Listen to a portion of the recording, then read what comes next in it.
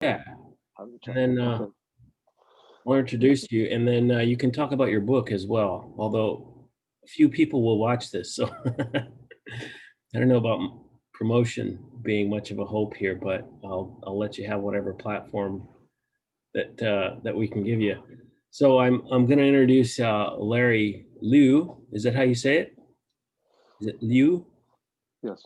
And You. so Larry's a PhD student in sociology, and his interests are in political, economic, and labor sociology. And what are the causes and consequences of automation of work? Present and past projects deal with the link between unions, trade shocks, and robotization. Pardon me. The link between low-skilled migrant labor and mobilization, the link between robotization and job training, the link between labor shareholder strength and worker outcomes, the work experiences of online gig workers, and activism around the universal basic income idea. He completed an MSc in comparative social policy at the University of Oxford and a BA in sociology and economic policy at the University of Pennsylvania. And he blogs at liamchuleo.wordpress.com. And Larry, you can be more specific about the website if you'd like. You can post it in the chat, and I'll post it as I can in case anyone does see this. And you Yeah. have a If you couple new books put the out. video up, you can just copy and paste the link. Maybe that would be easiest Yeah, yeah. link description once you post the video. Yeah. Okay. Yeah. Um, And you have a couple new books out. So do you want to go ahead and introduce those books? I just started reading yeah. them. So what I do every year, and I've been doing this for the last 5 years now, is so I blog very regularly. So about 2 or 3 long form blog posts, and what I then do every year is I compile them uh, into a book, right? So you have about, say, about 20 contributions, will then be summarized in like a 300-page book, so and then I sell them on the independent as an independent publishing platform via Amazon, and they make it the simplest. And I know it's there. We last time we had talked about the power of monopolies and how they sort of shape and constrain our lives, etc. Uh, and I would say it's hard to escape it. I mean, if you say, for instance, "Oh, I don't like Facebook, I don't like Twitter, I don't like the way how they control information and American democracy and etc." That's all true, and yet we're very unlikely to take the step to quit interacting with these accounts because we know that there are certain benefits that we get uh, by using the platform, uh, which we which we think is good for us, right? I mean, which we think it's gonna maybe get us more publicity. It's gonna get us more attention. Well, Yeah, but go ahead. and then with regard to like what I write about in those blogs, so it's mostly about commentary, political economy commentary.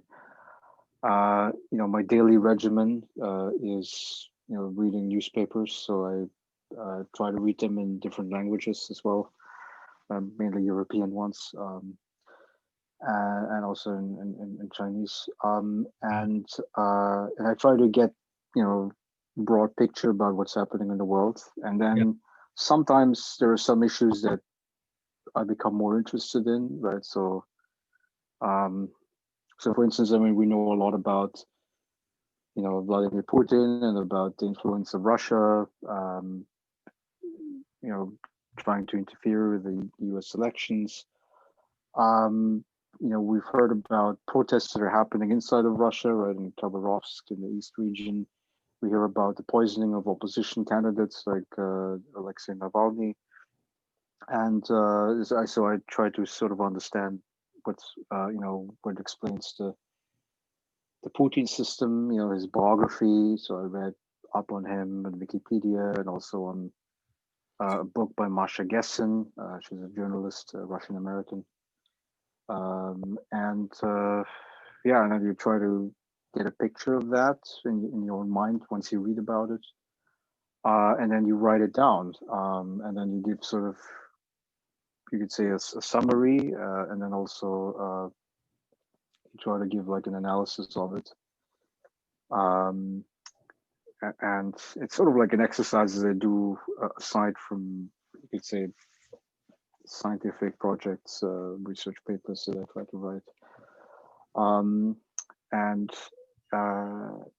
so there's several things, I mean, that you get with writing a blog. It's about, firstly, about the discipline of writing, which I think is inherently valuable, right? Because it's a little bit like a craft, right? I mean, you imagine if you are, a painter, and and then we of course admire, great painters like Rembrandt or whatever, but but they've spent a lot of time actually honing their craft, right? It's about spending time to learn different brush strokes and different colors to experiment with. And then the same thing is with writing, right? It's a craft that you have to keep fresh, that you have to keep using all the time to get good at it, and also to keep good at it. And then another thing that you learn in the writing process is a more structured way of thought, right? Which I think so. It's very valuable, like if you have like conversations, right? It's very sort of fast paced. Topics could change while we speak, right? Depending on our interests. But the writing craft, what it forces you to do is it forces you to make a very specific argument, while within that one article, right? And I think that's great. That's great to have, because it allows you to develop expertise about different areas. So, do you want to be a writer professionally? Like, do you want to publish books, into the foreseeable future, or what? Yeah. So as long as I have free time to write these blogs, I'm continuing able to publish more of these books, and I see this as a side hustle. I mean, I can tell you that, I mean, I'm not getting rich from it. It's it's more like an exercise, mental exercise, and then some people who do buy it. I mean, of course, I have my sales statistics on my website, and and I think some people do benefit from it, and that of course gives me the assurance that I continue writing, basically. Yeah, yeah.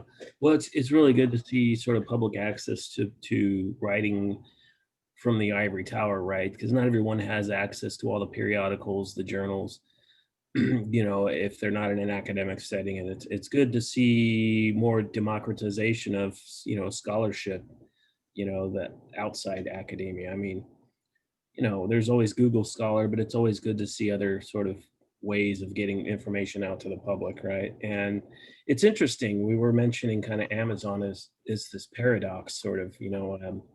We're watching creative destruction. There's a lot of bad, obviously, that Jeff Bezos is on track to be the first trillionaire, and it's destroying a lot of businesses. But he's also making it easier for regular people to publish without a lot of promotion, and that used to be impossible. So it's just an interesting paradox to see that in real time, happening real fast. Did you want to mention the book titles? Yeah, so I have the proof copies up here. So the one book is titled Overpopulation, Climate Change, and Capitalism. And then the other is called Philosopher Kings and Churchillian Pessimism. I actually changed the cover design in the Philosopher King book, but that was in the original proof copy. Yeah, so it's about 300 pages at each end. And And they're a compilation of some of your blog work, you say, some of the things you've been writing about on your blog. Is that right? exactly, yeah. Yeah. And I've also added a short novel actually in the overpopulation book, and just at the end, because so during when the lockdown started, I was watching a lot of Italian mafia series. It's called La Piovra, and it was shot between the 1980s, mid 1980s to end of 1990s, and then sort of I began to spun like a mafia novel sort of in my own head, and Interesting. yeah. Wow, we'll have to Titled The check Hit that Job. out. What's the title of that one? It's called The Hit Job. It's inside the overpopulation compilation. Overpopulation, climate change, and capitalism. Huh. Yeah. Very interesting. How's it going, by the way? The publishing and the book in general? Well, so what's very great about using this platform is called Amazon KDP, which is Kindle Direct Publishing. Is that as long as you meet the print specification, it's basically done, right? That's great. And I hold the copyright, which means that I can sort of, like, if I find a typo in the main copy, I can just go back and just re-upload. That's cool. That's really cool. I mean, for the version. copyright alone, maybe it's worth it. If you have an idea that you want to spin out there and make sure that you are the first at it, and whatever, don't get it stolen. Might be worth it if it's cheap enough just to do that. It's a really interesting way of going about it. And it's interesting too, like Amazon being who they are, but they're also offering a new way to get around the big boys too, in this case, right? The big publishing companies. And so, yeah, so I mean, so everything comes with drawbacks as well. So I mean, of course, the drawback is, I'm not going to get this book out in Barnes and Noble or any of the regular bookstores. There's not going to be like a mass promotion. I don't have a staff that handles the sort of promotion effort. But I don't see it as much different. So I published my first book with an academic publisher. There was a book on the politics of universal basic income with Richard Caputo as my co-editor. It's at Palgrave Macmillan. It came out this year earlier. And going through that, I mean, so one of the issues that you face there is that it it costs over $100. I think the ebook is like 100, and then like the hardback copy is 130, and so which means that we don't expect that normal people on the streets are going to buy that book.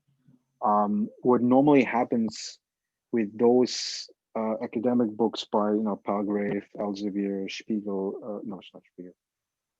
There's another one, Bertelsmann. There's a bunch of these publishers. Is Springer? Springer was the name of it. Yeah, Springer was the name of the parent company of Palgrave. What usually happens is they sell it to the libraries in universities. So when you go when you are enrolled as a student in the library, and you have access there, you can then usually borrow the book, and then you sort of read it there. Um, and I think it's a very problematic model, as you say, to have such a high paywall for information. Um, I'm very much in favor of, flattening the distribution, which means that, books shouldn't cost more than $20, I think, right?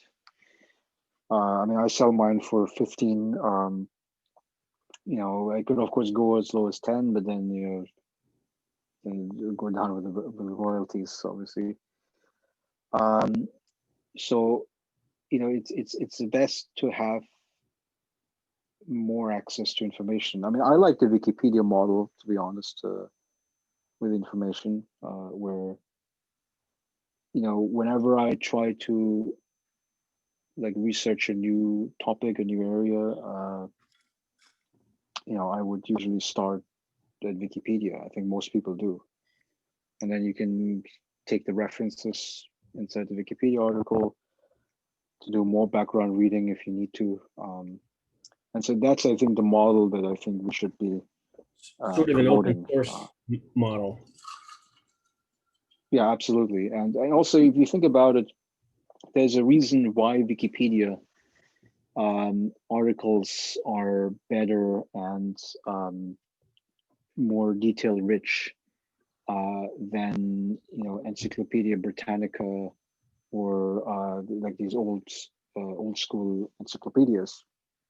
Because even though in the encyclopedia they always ask subject experts to write an article, right, entries, the intelligence of, let's say, 100 smart people, right, extremely smart people with very polished degrees, right, is still less than the hive mind of, like, you could say billions of people. I mean, Yeah. or even hundreds of thousands of people, right?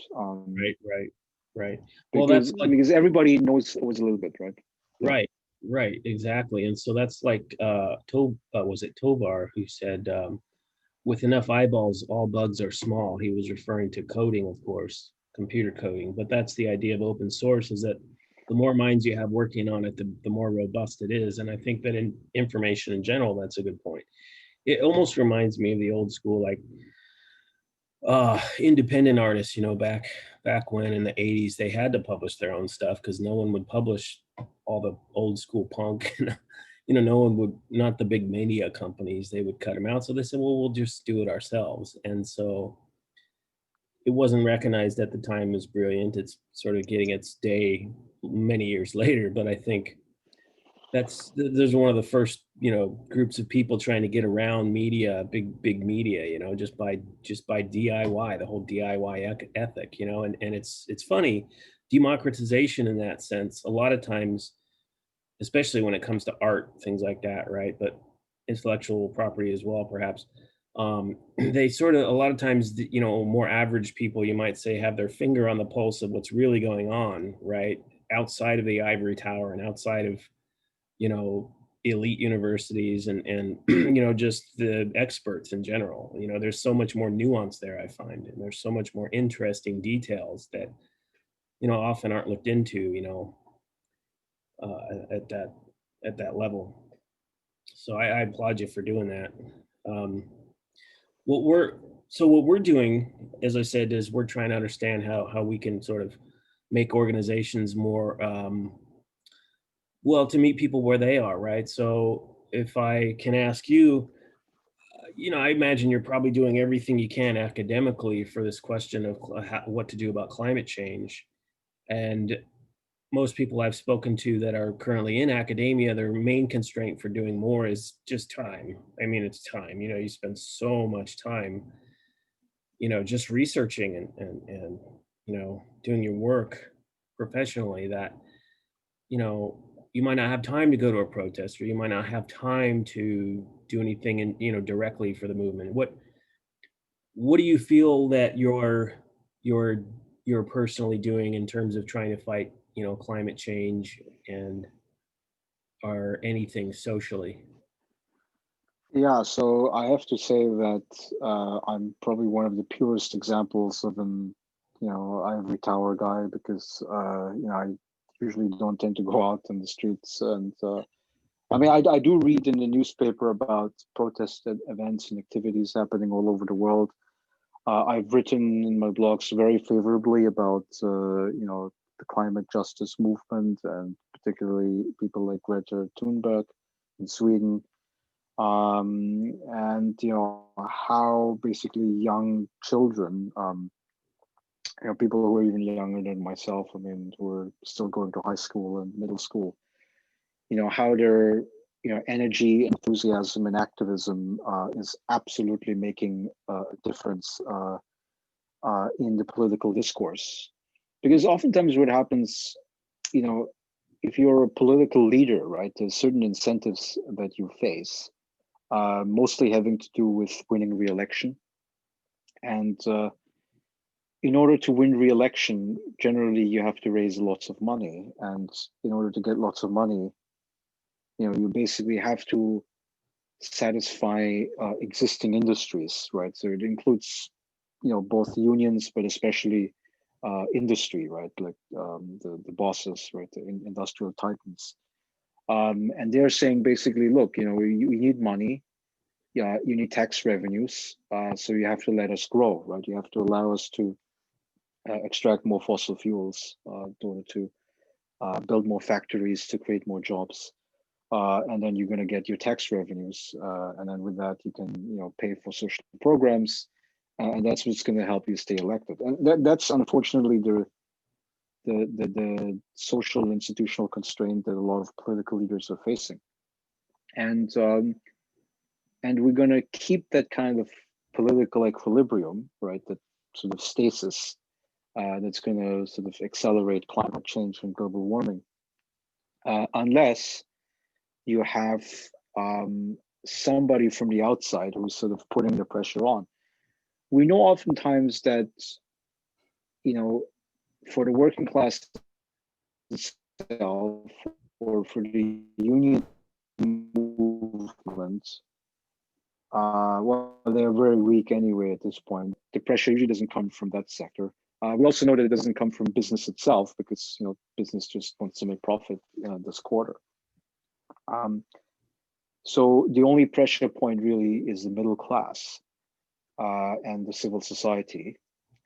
And then within that, you could say, is probably young people. It's school activists, students, because because students are not yet, you could say, integrated into the, because how should we call this, the capitalist machine, like they don't have to basically contribute to labor and worry about losing their jobs and stuff like that. So so they have this sort of open minds where they can say, well, actually, this whole idea of I have to work harder, I have to get a high paying job, and then with that I'm going to buy fancy vacations to faraway places, right, which is going to require me to take airplane, and then it's going to pollute and lead to more CO2 emissions, right? All of that stuff, not having gone through it, basically, they're able to sort of question that paradigm, that the growth oriented paradigm that we as adults are fully socialized into, and that's why I think to see the kind of enthusiasm among young people who have the most to lose under climate change, because if you're a baby boomer, I mean, if you're above the age of 60 or 70, you might say that, well, I don't live long enough to see the, you could say, the fuck up with the planet. And so it's great to see that enthusiasm, and that's what we need to see more of. And then, of course, you ask me about my own vantage point. It's like, when I say this ivory tower guy who tries to, preach water to the masses, right? And what do I drink myself? Well, I yeah, I mean, I try to write and I try to lecture. I try to tell people about what's happening in the world. And these are my channels. I mean, I try to operate the podcast, try to write the blogs. I try to talk to people and bring up the issue of climate change and um, and yeah, I try to bring the ideas into the spectrum. But of course, like people like Greta are going to say, well, we don't care about the ideas. The ideas are already clear at hand. It's about action, right? I What do we understand do, that. right? And along those lines, right? So from my perspective, because you have such a breadth, you have personally chosen to be, I wouldn't say a generalist, right? But I mean, you are a specialist as well. But in your writing, you engage in broad issues. You look at the bigger pictures, and I think that's really useful for somebody like me, because what I'm doing, if we can create sort of a broad coalition, if that's what we're after, right? And we're gonna, I think you can inform me, because what I'm doing is trying to understand how organizations can be designed differently, right? And so whether that's a climate justice movement or somewhere in the realm of public policy, how to make these organizations more efficient and more easily democratized, right? And to respond to what's really happening. So, for example, I don't know what you think we can do, but I would love to hear your perspective on what we can do, right, as people that are in academia, right? How can we actually put boots on the ground? Just instead of being in our little silos, how do we actually help with the situation? I'm like, off the top of my head, I'm thinking like if I were in a public school still, right? I would say you've seen a lot of movement on, the defunding fossil fuels kind of movements, right? De Was the term they use now, like for getting their schools to divest movement, divest from fossil fuels. The best I fossil won- fuels. Yeah. I wonder if you could take that further and say, if we're a public institution, then our intellectual property has to be public. Getting people to banish the idea of just taking intellectual property and giving it to private companies. To say, hey, if this is funded by the public, it belongs to the public, right? So whatever research they put out has to be made public in, like, say, the open source, you know, philosophy, right? To say this belongs to the public. You can't privatize what we discover intellectually. I mean, that's just one idea. Do you have any ideas on what you might be able to do in terms of making organizations more effective, for example, from your vantage point in sociology? I mean, what would you say is one of the main inhibitions to say climate justice or environmental justice movements? Yeah. Okay. So there was a scholar in the early 20th century. His name is Robert Michel, and Michel studied the German Social Democratic Party, Oh, which was sort of like the first like major labor party in Germany. And so the Social Democratic Party, the SPD, was founded, I think, in the 1870s. And it grew more and more because it organized the working class. But there was an interesting trajectory that he found over time, which is that it started off as a grassroots organization, right, where basically you have union locals who sort of get organized, and they try to appoint official candidates on the ballot for elections. uh-huh. And so that's the beginning. And then, of course, as the party becomes more and more successful, I mean, I think it garnered about a little more than a quarter of the vote during the Weimar era, of course, before the Nazis took over and prohibited the party. But in its growth phase, it consolidated, and by consolidation we mean that they appointed a powerful party leader who basically with along with like an party executive committee was making most of the major decisions in terms of party policy, like what are the positions that the SPD would run on. So it became And institutionalized sort of instead of it, grassroots. it be, yeah, it became centralized. So there's an advantage with centralization, right? The advantage is about efficiency, right?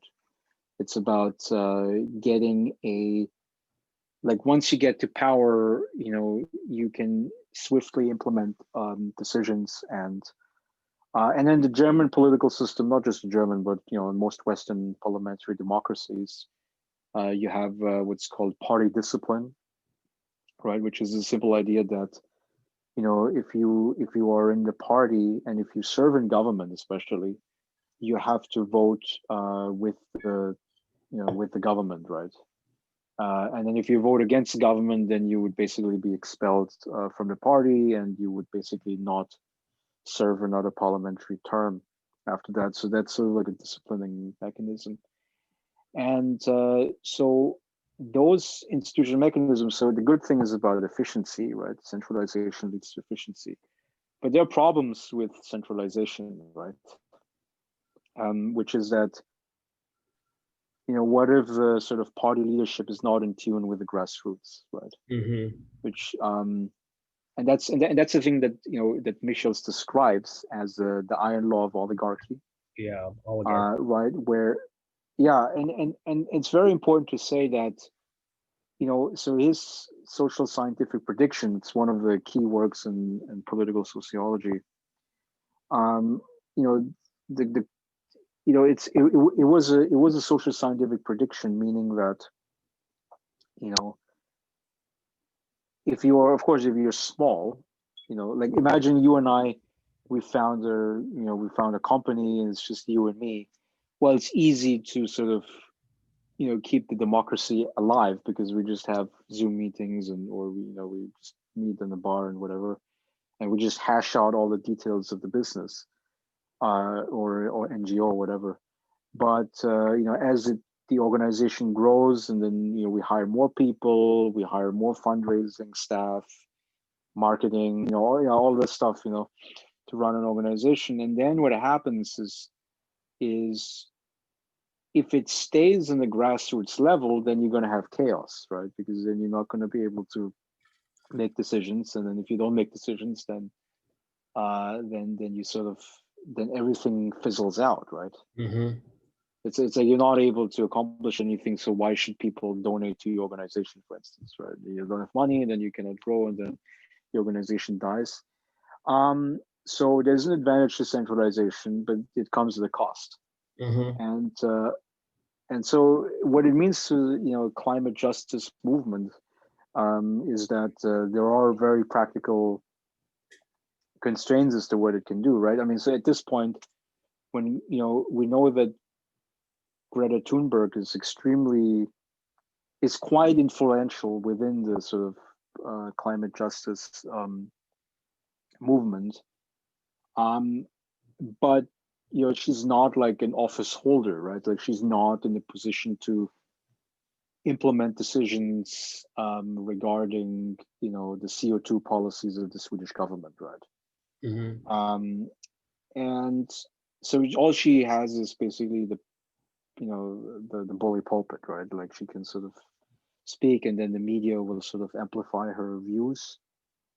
And but then if she were to sort of become, imagine like 20-30 years from now, she's going to be an adult and she's going to become, let's say, the prime minister of Sweden.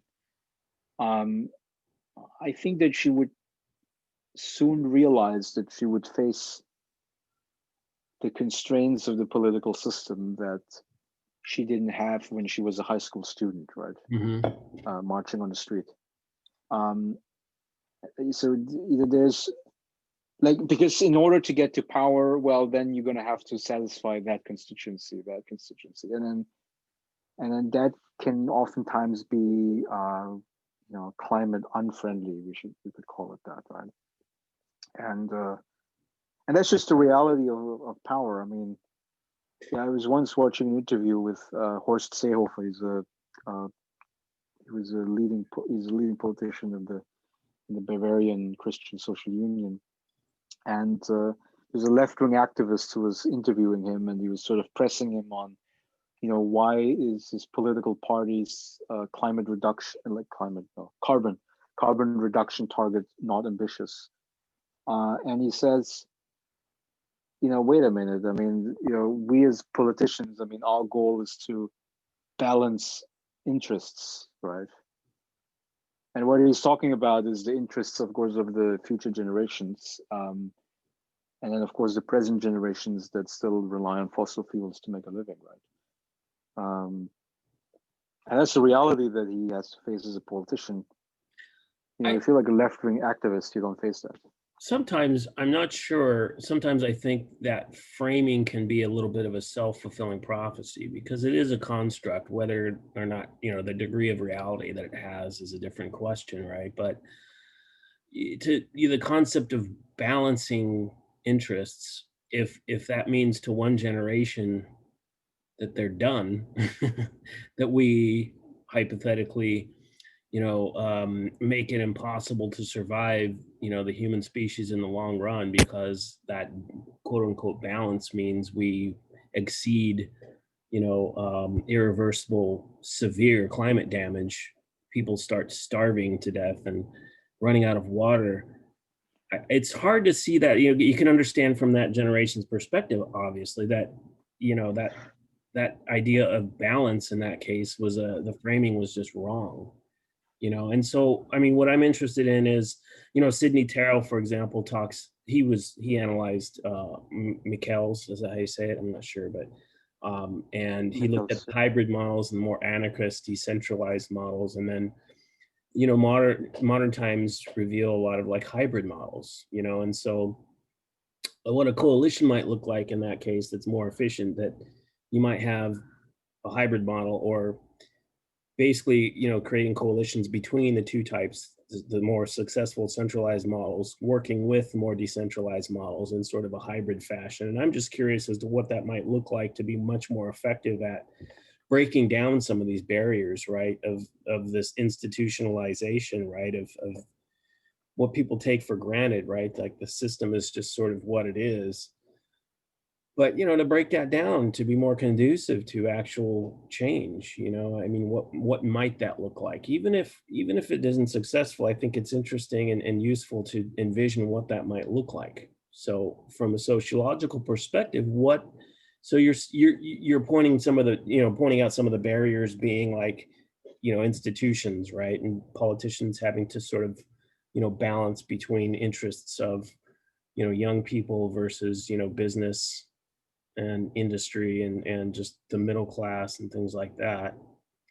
But what might it look like, in particular? Can we use, for example, technology to sort of increase communication between these types of groups so that one group isn't doing redundant work, for example, but they're also doing, say, a decentralized group can do the things that more centralized groups can't do? You think of somebody like Earth First compared to like, they're more radical and they're more decentralized compared to like Greenpeace or something like that, who is much more centralized, pretty successful, but obviously you can't do everything with one group. And so I'm just wondering what a coalition might look like that's a little more radical in terms of actually what they're able to do. You know what I mean? You've got to have some place, you've got to have some foothold in the institution, but you've also got to have somebody pushing outside of those institutions. And so I'm just wondering, from your perspective, what are the specific? So basically, go ahead. Yeah, so you want to basically find ways how to create a coalition among different actors inside the climate justice movement. And that you see, that I think cannot be answered from the ivory tower, right? I mean, I think it has to come from sort of the lived practice, the lived reality of the actors on the ground, and we would have to find examples of that.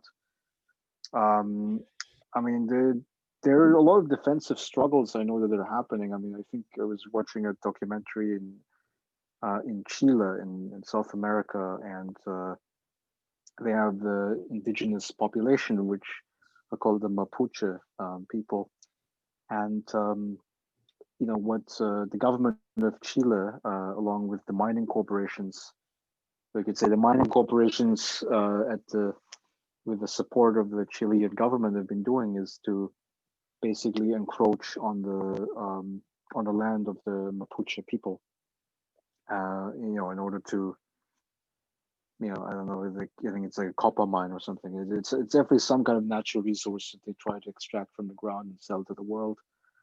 And of course, the incentive for the Chilean government clearly is to make money. Is to raise tax revenues and to fund pensions and things like that.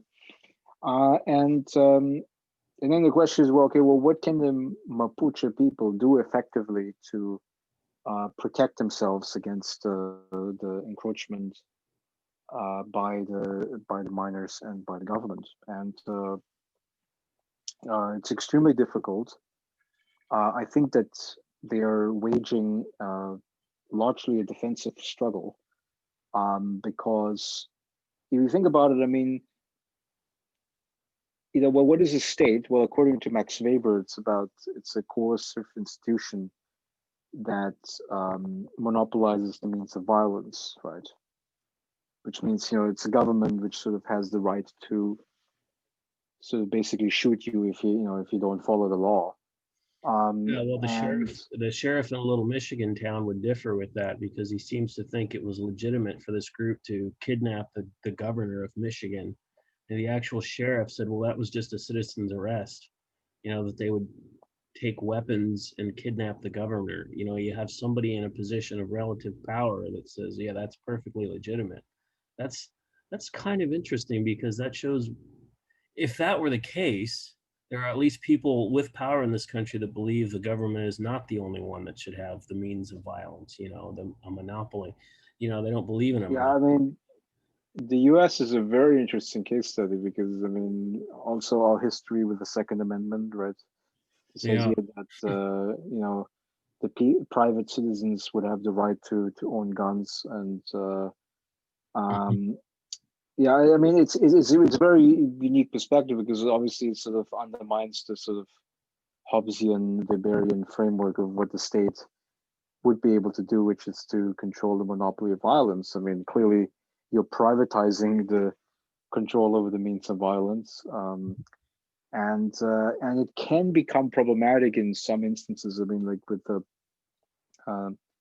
governor of Michigan example is clearly, yeah, it points to the weaknesses of the state to apply into violence, but it's still stronger in the U.S. relatively than, let's say, Mexico, right? Right. There was a documentary I saw just very briefly on the border, and there was a border town, I think El Paso and then Ciudad Juarez. And what's very interesting is that even though there's like a very much in your face gun culture in El Paso, right? So you have gun shops everywhere. Guns are easily accessible, but it's relatively peaceful on the streets of El Paso. And then you just drive across the border to the northern Mexican town, and you sort of have people sort of in fear. They don't want to go out unless it's in daylight. There's like shootings by usually drug gangs, right? Because there's a very vibrant drug trade from Mexico to the US.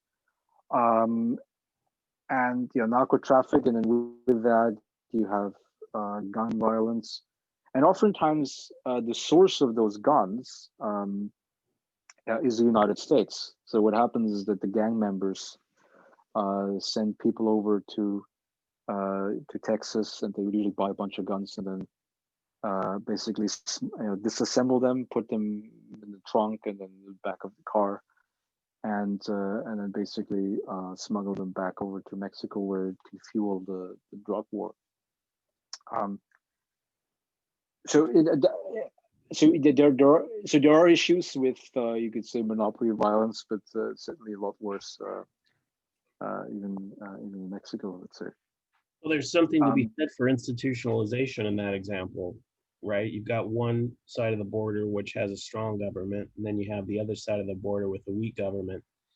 And the same phenomenon, same amount of guns, and at one side of the border you have absolute chaos and violence and Yeah. drug warfare. And the Mexican government, they were not lax. I mean, there was a Calderon, who was the predecessor, I think, of the current president, and he sort of ramped up the war on drugs, um, by basically dispatching the Mexican military to, especially to the northern regions where the drug war is very active.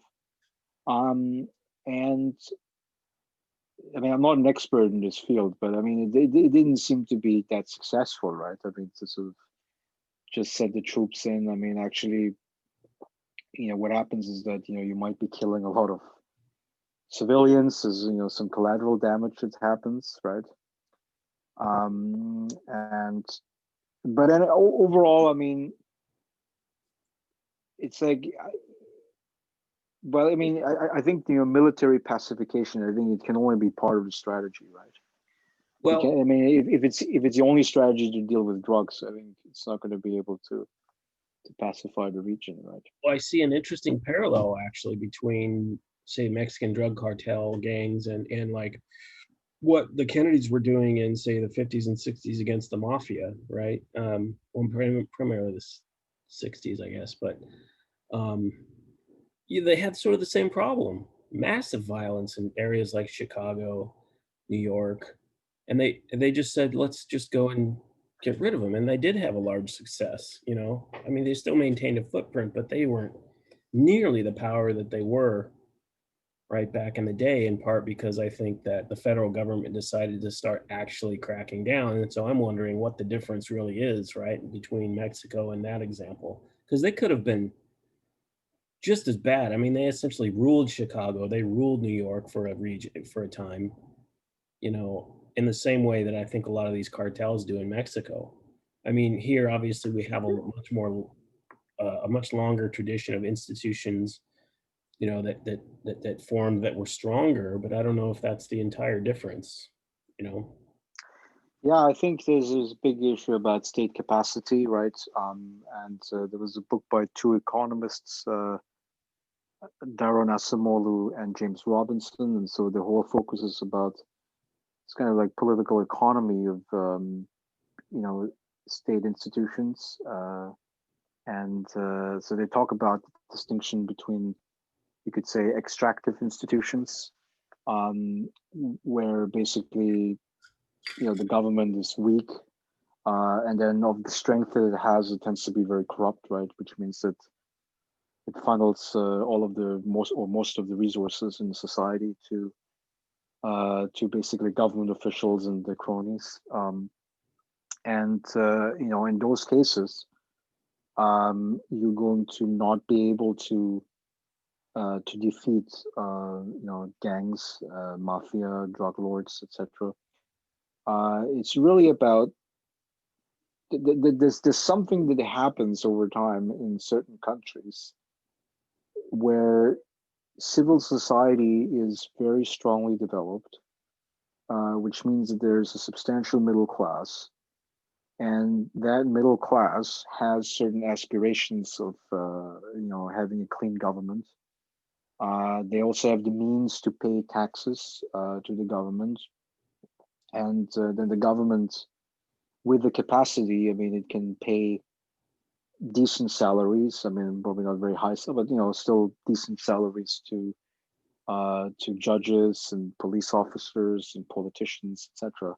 And that's very important because you know because if you have well-paid civil servants, they're going to be much more able. Like, you take an oath of office to the Constitution, but your loyalty to the Constitution only matters if you can actually feed your family, right? I mean, that's what I mean. Like, there's a lot of like populist demands to sort of cut the salaries of congressmen, right? It's like, oh, if we are suffering as the citizens of this country, then the politicians should suffer too. I don't take that position. I think members of Congress should be paid a very high salary. Also, all the high public officials, civil servants, especially the heads in the civil service, right? Because they make the decisions. And the reason is because you don't want to have corruption. I mean, if you look at the state institutions in Southeast Asia, for instance, right? And you see that most of the businesses, especially multinational corporations, like to settle in Singapore, right? They wouldn't settle in the much larger neighboring countries, say in Malaysia or in Indonesia. And an important reason is because the corruption is very low in Singapore. I mean, you have actual rule of law. Contracts actually matter, and they do get enforced. And you don't actually have to bribe Singaporean officials in order to get a permit. And those things are very important. And if you look at what's happened, so I mean, Singapore used to be part of the sort of British Malaya, which is British colonies in Southeast Asia. So we wouldn't necessarily think that it had developed functioning institutions and rule of law. But what happened is that the leadership at the time of the founding of the country, it was in 1960s. His name is Lee Kuan Yew. He was a founding prime minister. He basically said, look, we're going to be trying to attract multinational companies to invest in our city. And the way for us to do that is to establish an honest civil servant. And the way how to do this is basically to peg the salaries of the civil service to the private sector. And the outcome of that, I mean, this is going to be very weird now, is that you have some civil servants and they get paid over like $1 million, right? And you're like, wow, that's a huge cost to maintain the civil service, right? First of all, I mean, of course, it's not all the civil servants; it's only the chiefs of agencies. But what it does, so it does several things. So eliminates their tempting opportunity cost for one, I guess, huh? Exactly, it reduces the temptation to be corrupt, and also it allows the government to keep the best talent. Because oftentimes, like an issue that the U.S. government is facing, it's called a revolving door, right? Where let's say let's say I start my career as a civil servant in the Treasury Department, overseeing the banks and the financial institutions, and I worked there for 5 or 6 years at a very low salary, and then I get a job on Wall Street, where I get paid 5 or 6 times as much, right? And I use sort of my insider knowledge into the Treasury Department and to the government regulations to reduce the tax burden on my new employer, right?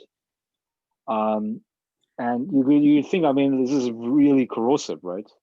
To have this kind of revolving door. I mean, what you want instead is you want to make sure that if you have talented civil servants, that you sort of keep them inside the government, right? You don't want them to move to the private sector.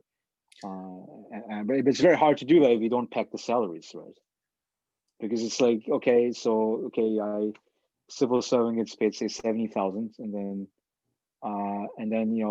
starting salary in the bank is like say 150 or something, right?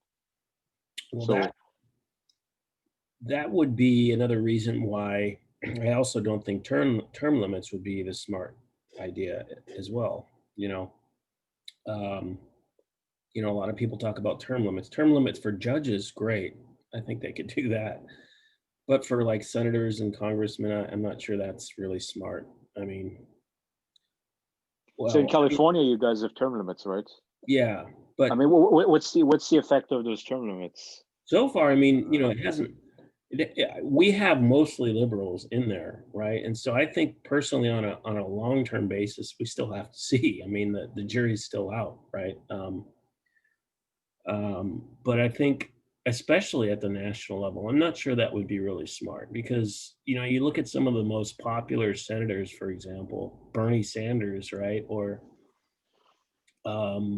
say for president, right? FDR, that's the whole reason they implemented term limits for the presidency, is because he was so popular.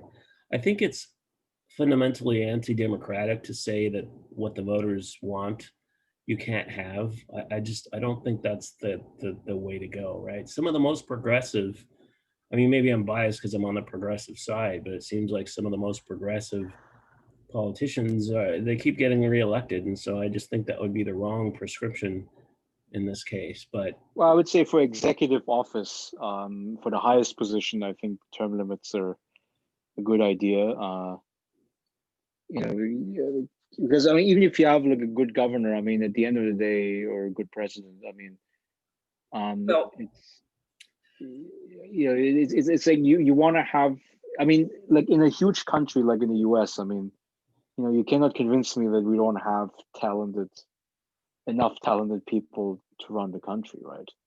yeah, I mean, it's like, I mean, I wouldn't be too worried about losing out. I mean, but certainly, I mean, at the legislative level, I mean, yeah, I mean, I'm not advocating for any term limits. well, I then it think, has to be coupled with the corruption factor. Otherwise, it's almost pointless because it's still a structure that would keep corrupt people elected if you don't have term limits. And sometimes I think term limits are just a suggestion so they don't have to deal with the real problem, which is the just straight corruption factor. And decisions like Citizens United, right, are just election law reform. I mean, we should run our elections, in my opinion, funded by the public. But for obvious reasons, a lot of politicians don't want to go down that path at all, and that's the main problem, I think. But I would, term limits would make more sense if we actually had our election system not nearly as corrupt as it is. You know, yeah. So on the public funding of elections, I think that's a very important point, and I totally support that. I think there would be the main proposal, which would substantially eliminate the influence of lobbyists, because at the end of the day, I mean, what's going to happen? And so right now, if you look into a schedule of a congressman or senator, it's like only a small part of the day is actually devoted to the actual legislative work, which is to meet constituents and draft bills and vote on them and whatever. And actually, a huge part of the day is fundraising. Right? It's telemarketing. about calling. Yeah, it's about calling up the contributors, and like even if they have already donated 5 times, it's like, hey, can you give it a sixth time or whatever? And of course, it's not like average voters like you and me who don't have money, but it's about whatever lobbyists and big corporations, and you need that, because it's like that your competitor, right, in the other party or in the primary or in the same party, they are going to be trying to raise that kind of money, right, um, for their own campaign. And then I mean that was one of the allures of Donald Trump, at least 4 years ago. I mean, of course, this year it doesn't work anymore, but when there was a novelty factor with electing Trump, remember in his campaign speech he said, I'm draining the swamp. Look at Hillary Clinton, this corrupt Right. ass, whatever. Lock her ass up because she's part of the swamp. And um, and then he says, look, I'm self-funded. I'm a billionaire. Well, I mean, Then of we course, I find out mean, in he's the half way, $1 billion in debt that he personally guarantees. yeah. I mean, also he didn't spend that much money on his campaign. I mean, actually, a lot of the first of all, I mean, he got a lot of free publicity, right? Because the media coverage was very extensive on him.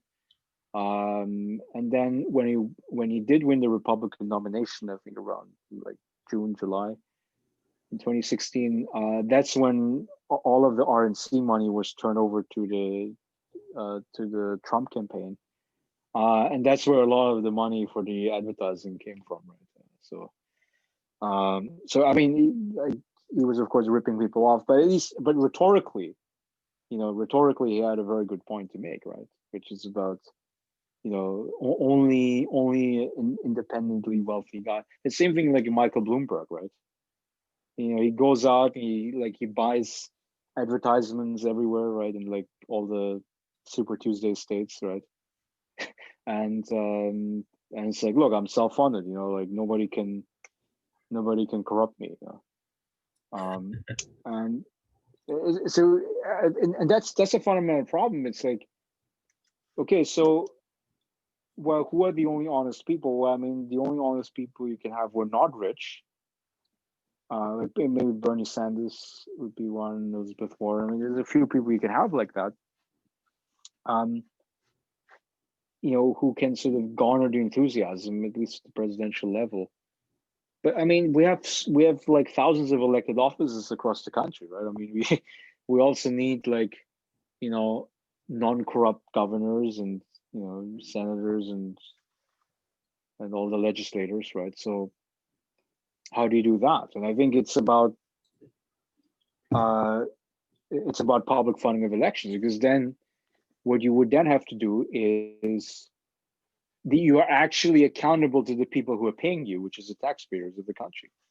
Which is that's exactly the right constituency. Those are the people that you're accountable to, right? Yeah. Well, it brings up an interesting sort of scenario. We were talking about Mexico and the corruption there and the differences, and the reasons why we still don't have that problem. And then you see people who are trying to do exactly the opposite. They want to liberalize gun laws. They want to weaken government. They want to defund the government, right? And we have nothing more. I mean, look at Mexico, and that's basically where we would go if under the scenario that a lot of these so-called libertarian-minded people want, right? I mean, that's what it looks like, to see sort of deinstitutionalization, right? Of a lot of, they're destroying the EPA, they're destroying every regulatory agency they can get their hands on. The corruption of this administration is just unfathomable. But you look at the Republican Party and you go, it's not all that different from what they've been saying for decades that they want. I mean, yeah, it's also very nefarious, right? Because the Republican Party, they go out and they say, we got to shrink big government. Government is evil. Government is incompetent. And then, of course, the people will, like, if they do elect Republicans, which in some cases, I mean, of course, because of the whatever voter suppression, right? Whatever the voter ID laws that they put in place, but but let's assume even that if they win the election fair and square, then they get to appoint incompetent people into the regulatory agencies, so that they, of course, screw it up, and then the mistrust in the government goes up, right? But then what's very ironic is, like, they can then turn around to the voters and say, hey, I told you so. See, those don't work. Of course. Right. Yeah, of course, the government doesn't work, right? Yeah. And that's such a nefarious, like, I think it's like a vicious circle. Then it's like, well, okay, then you go, but then it's like, from the voter perspective, it's like, well, are you going to put the Republicans back in charge? But it's like, I guess you mobilize them not on the issue of, like, government competence. It's like, maybe you just vote for them because the politician says that they're Christian, right? They're believers. So you do see more desperation, because I think it's getting really obvious, especially with the Trump administration. I think even a lot of Republican voters now are maybe starting to dawn on them, right? And so you're seeing now just straight up voter suppression. I mean, that's kind of their only hope now is just voter suppression. And so you're seeing that en masse, and you listen to, what is his name, Larry Wilkerson talk. He's a kind of Republican Party insider, and he just says straight out, they realized that, they were either going to be able to create more of a bigger tent party, right, because the demographic changes, or they have to suppress votes. It's not rocket science for them, right? So if we can reform, we can end things like gerrymandering, run independent voting commissions, instead of gerrymandering, get rid of some of this corruption, fight some of this voter suppression. I think the Republican Party is pretty much finished for the next generation, at least. What do you think? I mean, Yeah, we had that struggle, I think, with gerrymandering in Pennsylvania. So we had this Democratic governor now. He's just got reelected, Tom Wolf, and um, so so the Republican-controlled legislature, they were originally wanting to, do the gerrymandering again, right? During the redistricting, that was for the 2018 or 2020 election. South And Republic. but yeah, but the governor rejected it, and now the Supreme Court of Pennsylvania was siding with the governor now, and so they basically redrew the electoral map. So we had in our congressional delegation there in Pennsylvania, you had maybe it was something like 13-8, right? So there was 13 Republicans and then 5 Democrats, and it's five, and those 5 Democrats, they basically are concentrated in the liberal enclaves, which is Philadelphia and Pittsburgh, right? And even though it's like because Pennsylvania is a purple state, right? So it should actually be half-half, right? That would be the sort of the fair distribution. And it's in 2018 for the midterms now, which of course the Republicans lost big.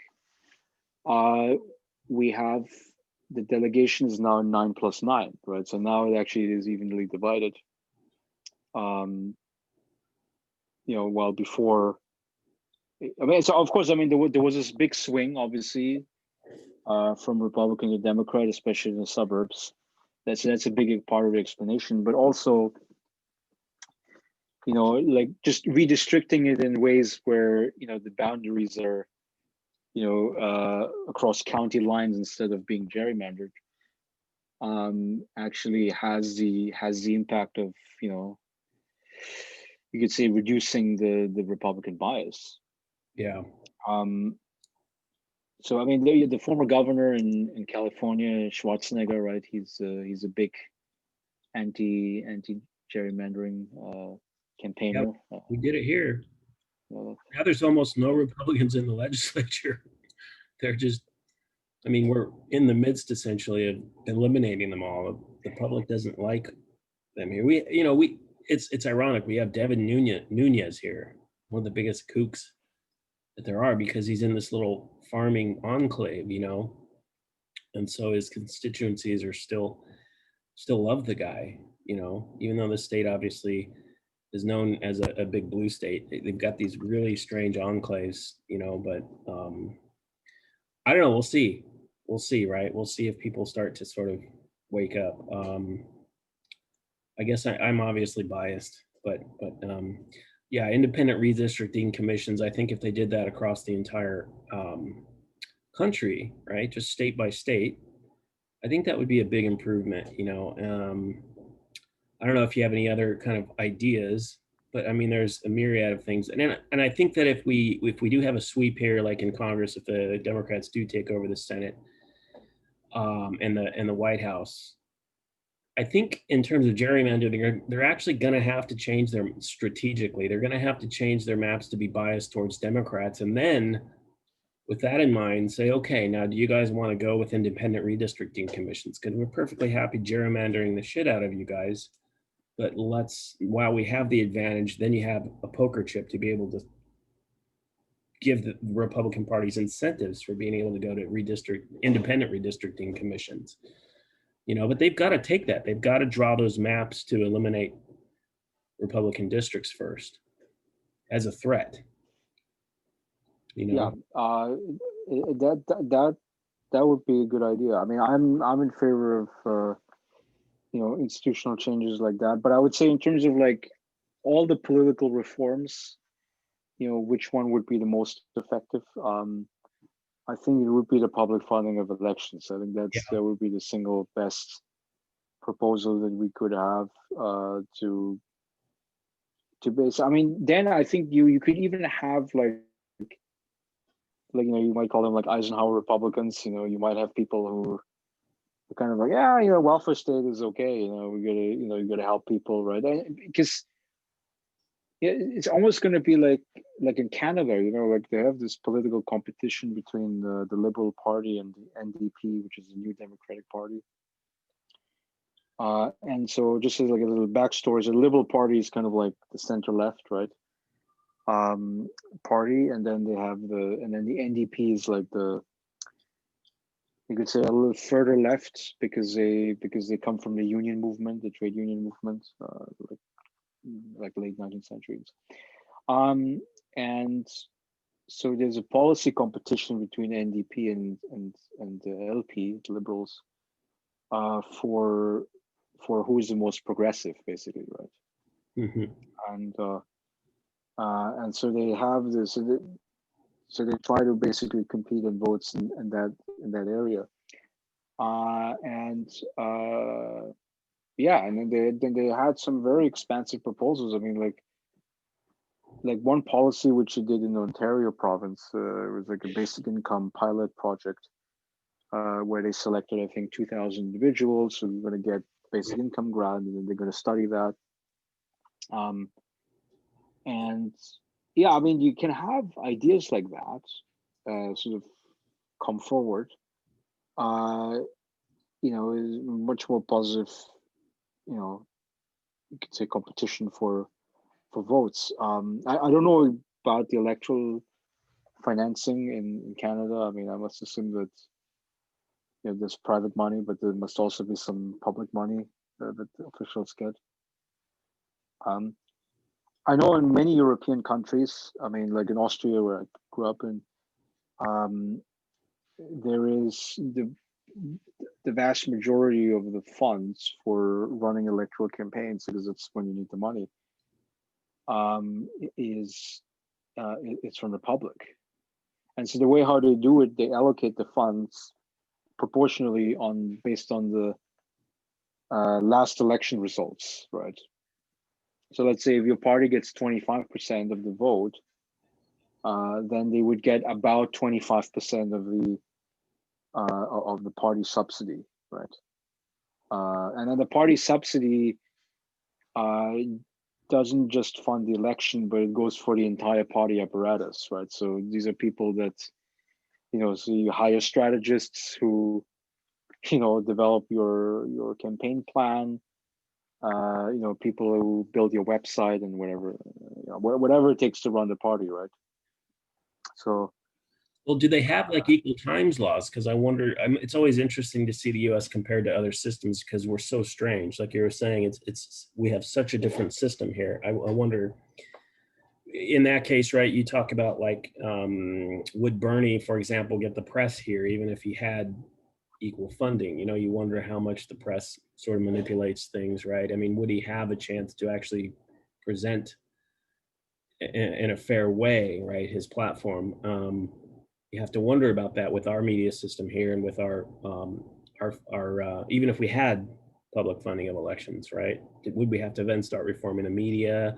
I guess Bernie probably would, now that he's actually known, he's got some momentum, but somebody who is less well known, I wonder if they would actually get that funding, right, if they didn't have the public platform. Or you talk about like yeah, go ahead.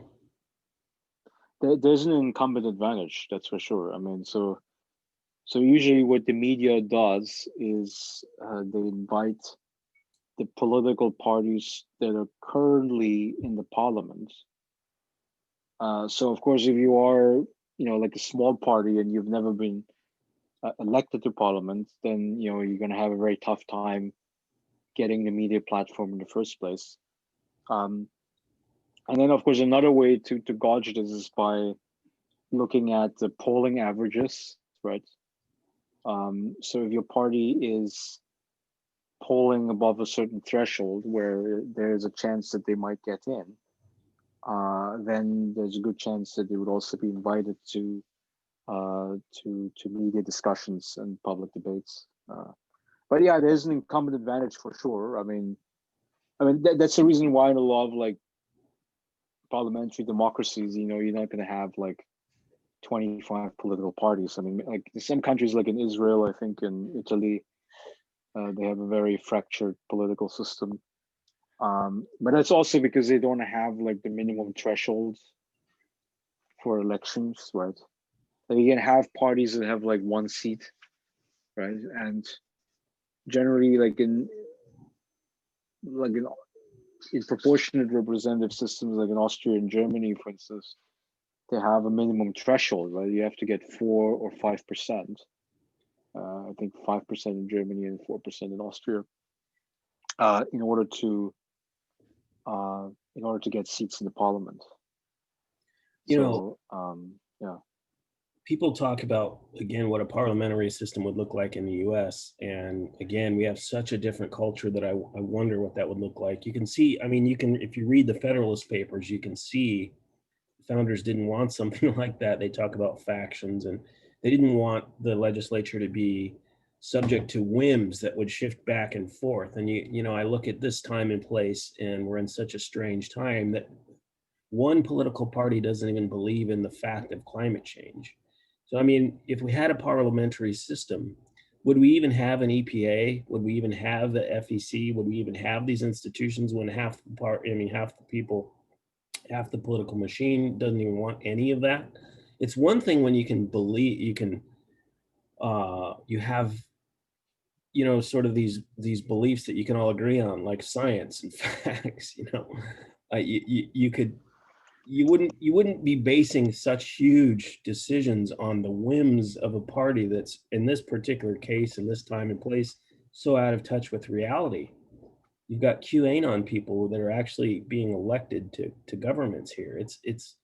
We are a very strange country. I mean, I Yeah, wonder.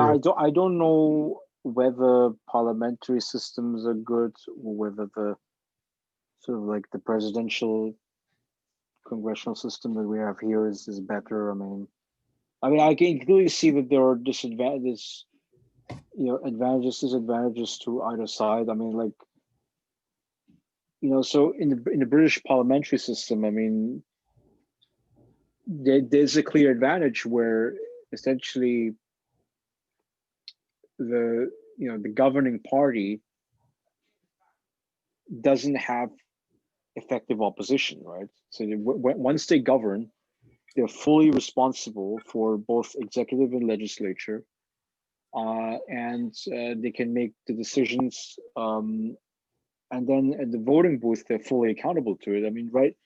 But in America, I mean, the issue is that the people criticize Obama for not being a progressive president, right? That you only pass healthcare reform, without a public option, without Medicare for all. And a big part of it is that, well, he had a Republican Congress for 6 years of his presidency. And of course, the big thing that you did, the healthcare, was in the first 2 years, right? Yeah. So it's like so the divided government is sort of like, well, it was part of what maybe the framers in the Constitution were sort of thinking about, but it's like there's no accountability at all for the president of the U.S., right? For the chief executive, and because you can just say, well, look at Congress. Congress doesn't allow me to do shit, right? And so I see the benefits of that parliamentary system, and then of course the framers are just like, well, we only want shit to get done if there's a broad political consensus, which is to say, like if both parties strongly believe that, Yeah. what we have to do now. Of course, it's dangerous to some extent, as you say, if one party denies climate change. Well, then of course, we're going in the wrong direction. I mean, like, oh yeah, we're going to give more permits to like drilling sites, and more fracking, like groundwater pollution, earthquakes, all these things. And actually, I listened to Joe Biden recently, and he wasn't in favor of fracking too. Actually, I mean, Yeah. so there's that's a bipartisan consensus, I guess.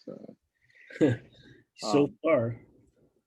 It'll be very interesting if he does get elected to see how much power the grassroots have to push him right in the direction of more progressivism. I think, Bernie makes the claim that he could be really, really progressive. It's totally going to depend on how much people push him, and how he responds, obviously. Um, I mean, going Yeah, back it's not to, in like, Biden's heart. Yeah. I hope so. I mean, we'll see. That he is strong on unions. He always has been supportive of unions, but again, they don't have the power that they used to either. So, um, you know, what's what's that power? Who's going to fill this power vacuum if he does get elected? And I think that's going to really determine how progressive he really is. It could be like Obama, who a lot of it was filled by a lot of Larry Summers types, or he could start to get serious.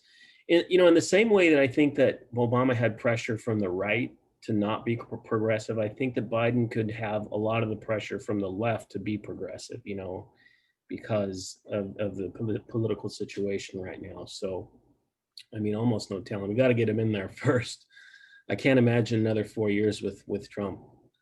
Um, you know, so that's primary. Yeah, yeah. I mean, there was this Wall Street Journal article I saw recently, and it was somewhat more hopeful for the Biden case than for the Clinton case 4 years ago. Because I mean, if you remember 4 years ago, Clinton gave the speech and she said, these conservative voters in the Midwest, they are a basket of deplorables, right? So she was basically making fun. She was writing off a whole constituency, and to this day she says, look at me, I won the election by 2.8 million votes, right?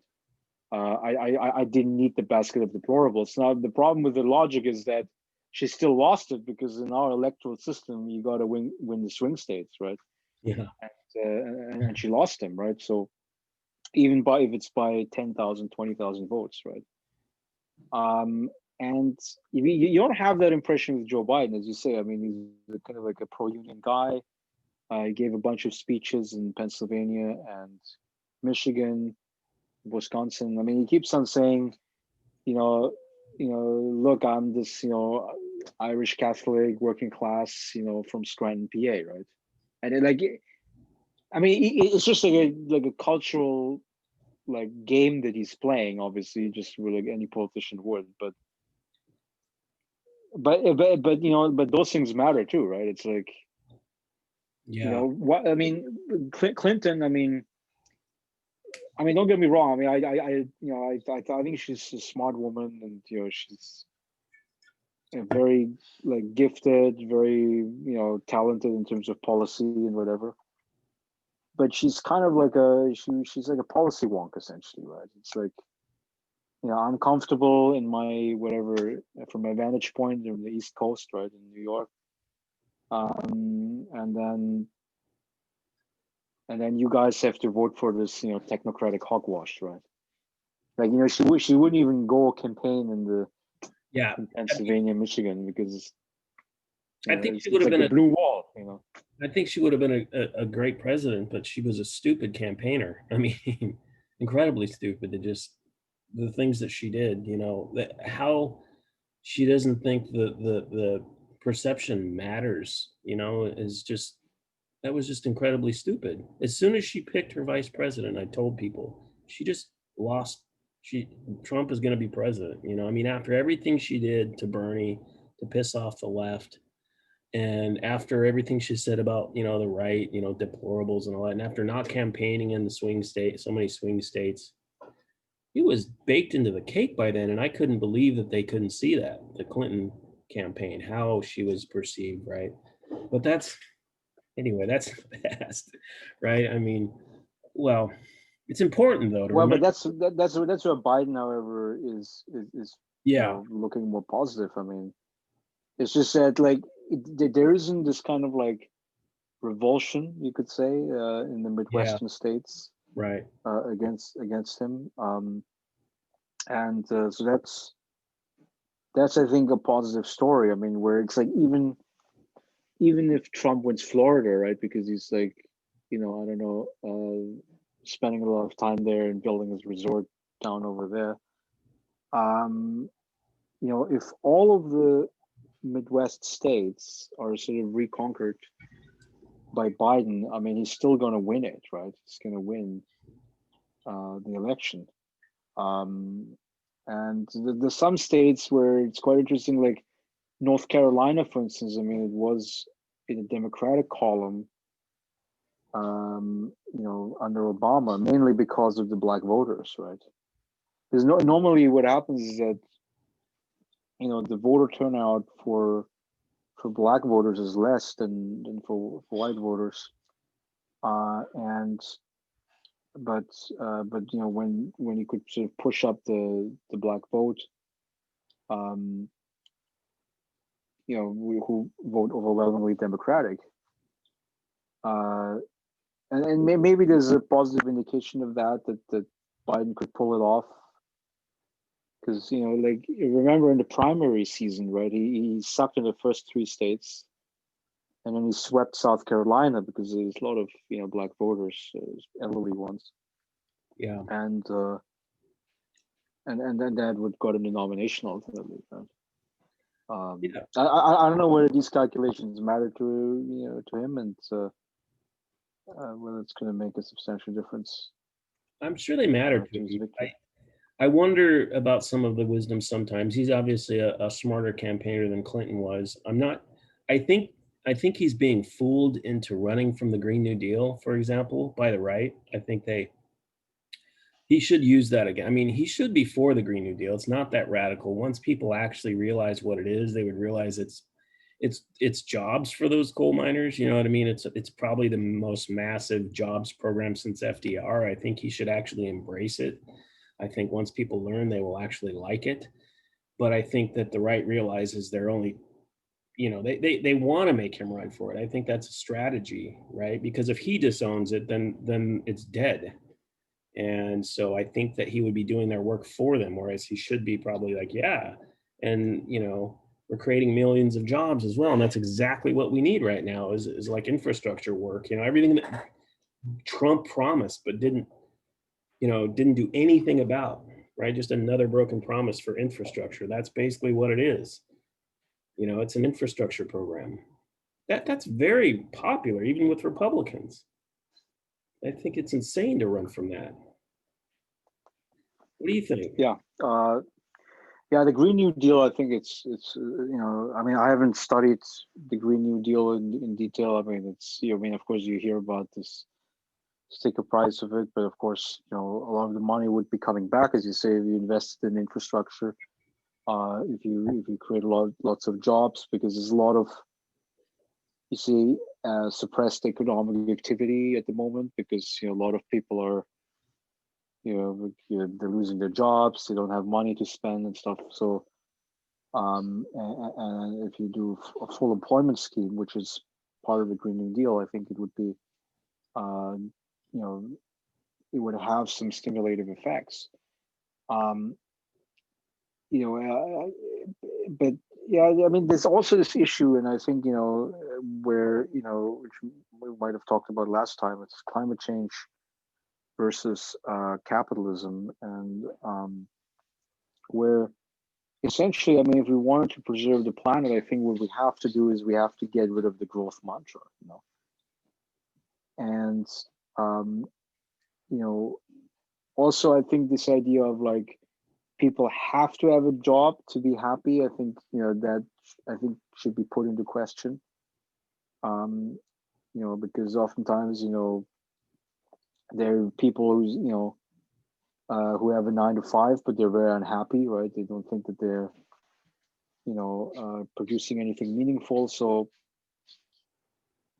I think overall, I mean, I think we have to think about a basic income, right? Because it's about opening up the options for people to sort of not put work at the center of their everyday activity. I mean, you have people like the Finnish Prime Minister Sanna Marin, and she's been advocating for a reduction of the work week from 8 hours to 6 hours a day, and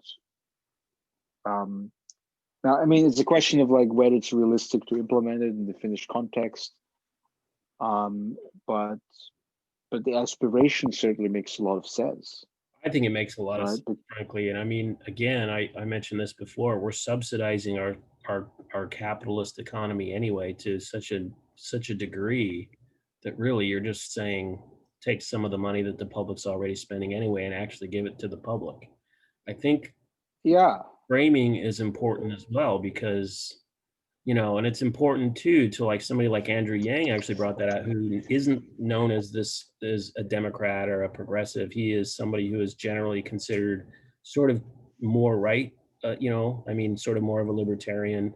It's important for somebody like that to run for it just because it happens to be so important in this country that somebody's not a leftist to have a practical program like that, but once people see what it is, they tend to like it. And whether or not that's the Green New Deal or basic income, about taking public investments because they know they're being they know they're subsidizing, this system. They know that. So I think people on both the left and the right of the spectrum would really appreciate just having some of it back.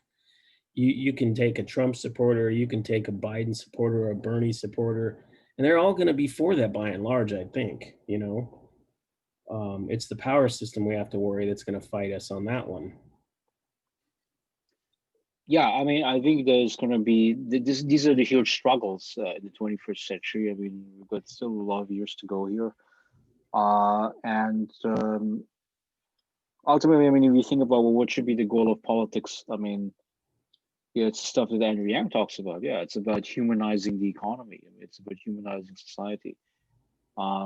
It's about getting away from benchmarking our well-being based on GDP. I think we have to benchmark it based on,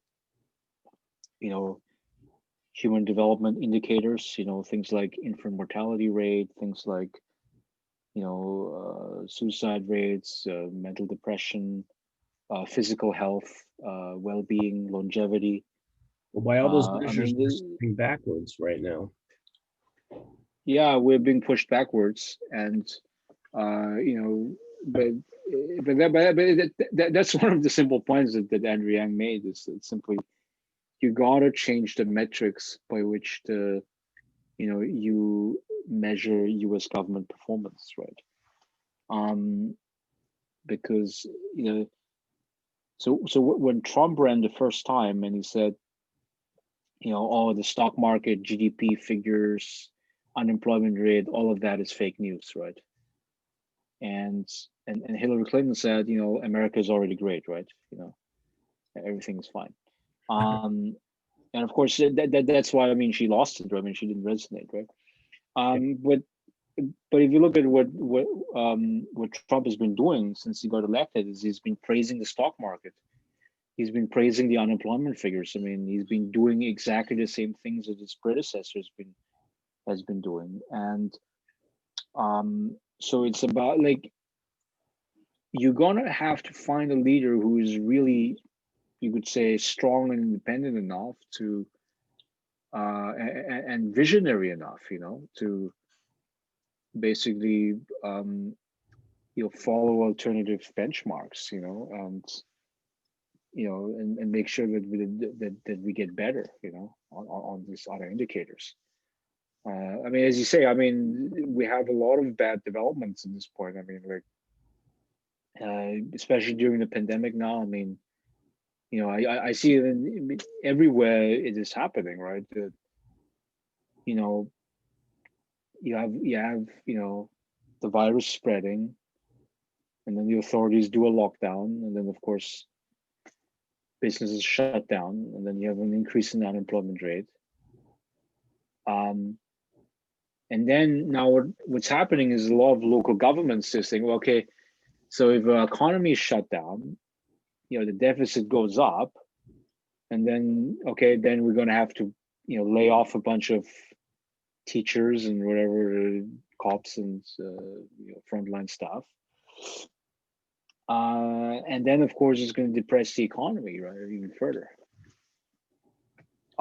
So You see, that's why I mean, also this the congressional debate right now about the stimulus package, right? And each side is blaming the other. It's like, oh, you know, we're not going to do anything until after the election, right?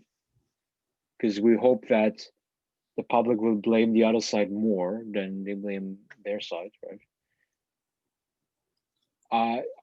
I think it's incredibly destructive. I mean, it's like, I mean, people need economic relief right now. Right, I mean, it's like, right. well, how long can you wait, you know, to pay your rent before, you know, the landlord evicts you, right? It's kind of appalling actually that they had the nerve to just, Trump was like, "Yeah, we're not doing a stimulus at all," when pretty much everyone wanted. And I guess I'm such a cynic. I kind of feel like they just don't want to boost the economy if they know they're going to lose. So they would be boosting a Democrat-run economy, basically. I mean, at this point, I'm so cynical of McConnell and the right, just because of what McConnell did starting in Obama's term. He has absolutely changed the calculus of the Senate. The fact that these guys have become so radical is in part due to McConnell, I think. He made it a legitimate policy to just oppose, you know, the opposition for no other principle than just power, right? We don't want them to win. You know what I mean? And so they can do things like not stimulate the economy because, polarization is just so drastic right now in this country, and it's slowing the economy down. And I think, they showed, like, during Obama's term, they're perfectly willing to slow down the economy if it scores political points. You know, I've never seen that. I don't know about you, but it just seems like the Senate calculus is just totally different now. It's just so hyper partisan that we've got to get rid of the whole bunch. I don't know. I mean, what do you think? Is that significant? I mean, Yeah, I mean, there's political calculation going on. Yeah, of course there is. I mean, and you know, I mean, but how would you fight that, right? It's like, you know, you so in the short term, I mean, there would have to be a partisan solution, which basically means that the Democrats have to retake the House and the Senate. yeah, They have to win the presidency, um, and then you can start to, you know, improve things. Maybe, I mean, I'm not sure, but I also, like, you know, if Democrats say, okay, well, we got to do court packing, right? Um, I I don't know whether that's, you know, the right signal here, because then you keep on instrumentalizing, right? It's like, you know, okay, then it means next time the Republicans win it, and then you're gonna have like 20 judges, you know, 23 judges, and I then would, you're I gonna would, have I 100 would, judges. I would take a contrary view, only because part of the reason that Republicans get away with what they do is and by making things so partisan. I mean, honestly, it wasn't the left that did that. I mean, you always have the Democrats in there wanting to work so far with Republicans, and then you don't have the same reaction on the right. I would say that the Republicans have to pay a price. If you want them to stop doing this, you have to make them pay a price for what they did. And so if that means taking over the Senate and the House, obviously we have to do that, but also packing the court. I mean, it's not even framed right. They've been packing the courts with people who aren't even qualified, this whole time. That's something like, especially at the appellate level. I mean, these are lifetime appointments, and they're flooding them with absolute lackeys. And so it just shows such contempt for our system. I think the least they could do is pack the courts if they win. I mean, what are you going to do with somebody like Amy Coney Barrett, who doesn't even believe in the separation of church and state? You have to have a response to that. Otherwise, I mean, even if you take over the House, and well, they have the House, but I mean, even if you take the Senate and the White House, if they're going to be just striking down laws based on just pure partisanship, it's kind of like game over anyway. And I don't have any doubt that that's exactly what they want. I mean, you have, I think, a lot of people who are worried, scared shitless over the idea of a white minority, and packing the courts and institutionalizing this ultra right wing is pretty much their only hope of structural, keeping the structure intact as they have for so long, because they know the demographics are probably going to shift the legislative body, and so I think the courts are their only hope. You have any Yeah, thoughts? that's where the calculation has been. Yeah, uh, But yeah. I mean, I mean, court packing was definitely a big thing. I mean, there were like hundreds of appointments of justices under the Obama administration, which were basically vacant, right? yeah, Because that Mitch was McConnell didn't want to fill them, yeah. especially the last 2 years, right? Because that's when the last 2 years there was almost no judge that was appointed, right? And now actually, it's Trump was sort of boasting. It's like, oh my God, I got like over 200 judges appointed, in my administration, right?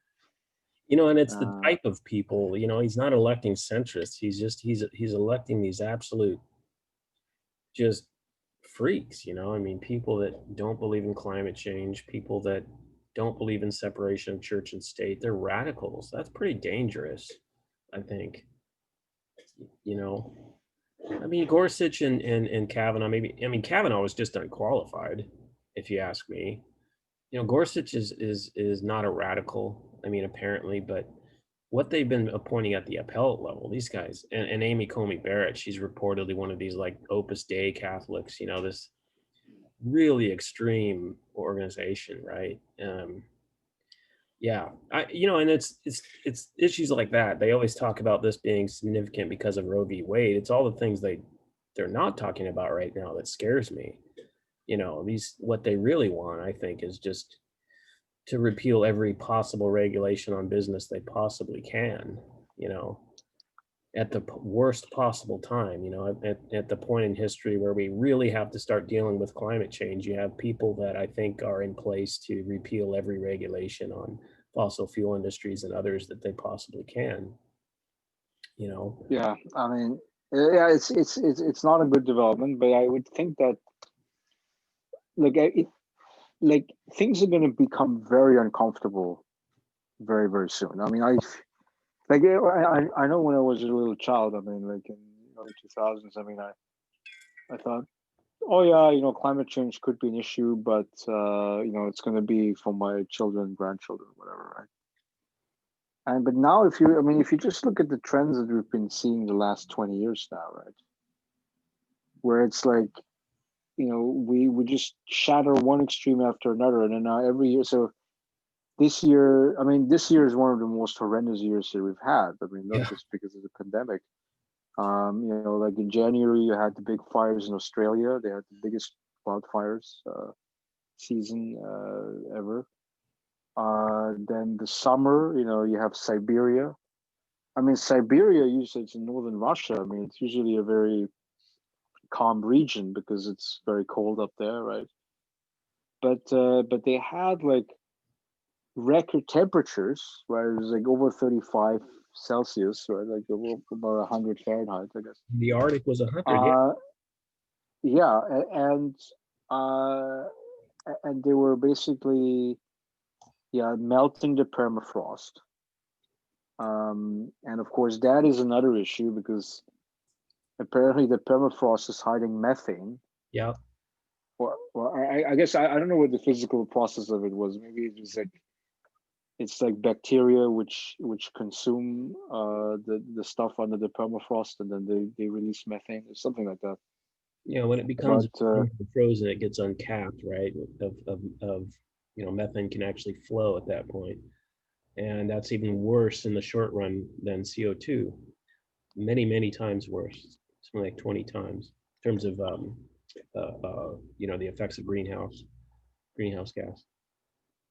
But yeah, that's yeah, and then dangerous. and then in the North Pole, I mean, the melting glacier. I mean, it's basically. I mean, like there's a time where it expands and then it shrinks, but then it shrinks now to really small size, right?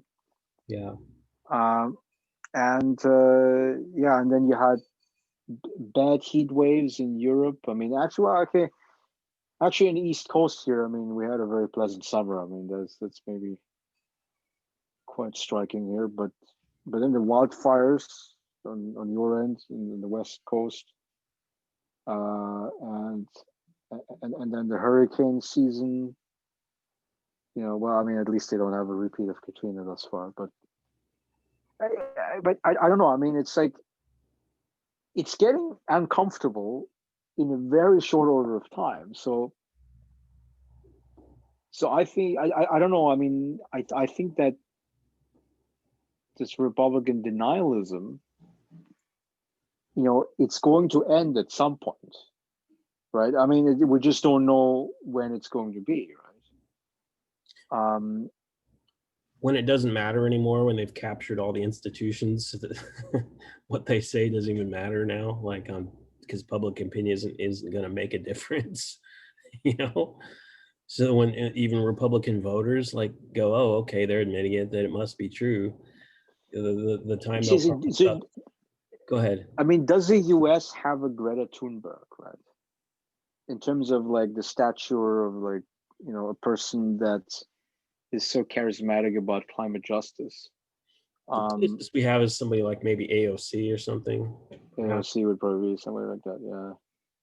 But yeah, we need to have somebody like that, guys.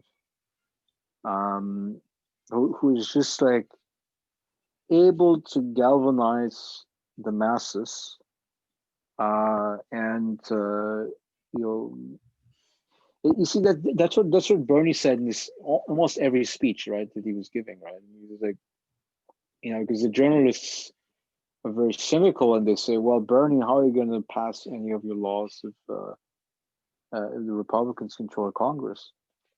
And Bernie says, well, a president of the U.S. cannot do shit, but you know, I want people to be flooding the streets in D.C. and maybe across the state capitals, and you know, I want them to put direct pressure on the legislators, right? So that in between the sessions where they're calling up the, you know, the campaign contributors, they're going to be scared of their constituents on the street. Yeah. I mean, it was an interview with like Ralph Nader, and he keeps on talking about that too, right? Which is he says you need 1% of the electorate, which is activists, right? And they're going to be, you know, writing the letters, but also they're going to be camping in congressional offices. And they're going to give an alternative view to the campaign contributors, right? I mean, right now, I mean, if a political leader, I mean, if he says, well, the only pressure I'm facing is from my campaign contributors,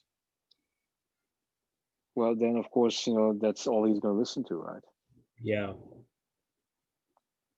So, Well, yeah, it's about activism, yeah.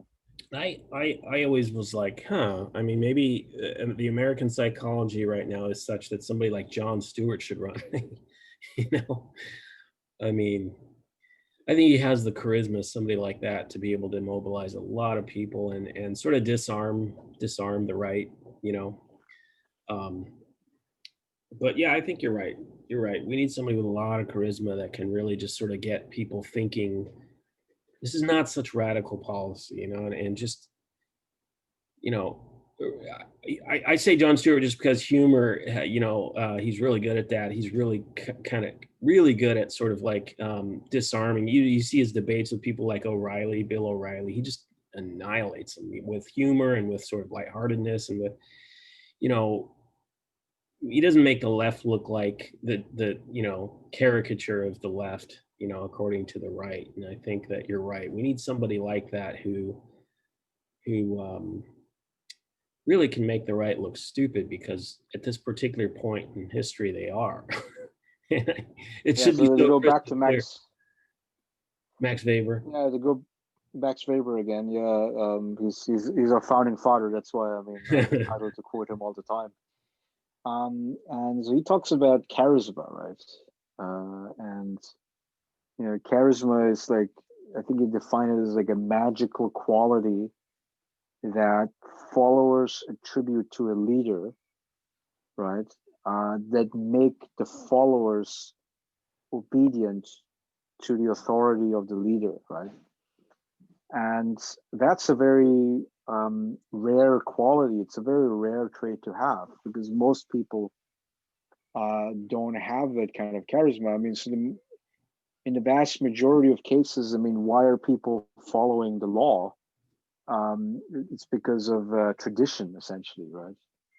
It's like, well, we've always done it this way, right? And if there's enough deference to tradition, right, then of course you don't need charisma.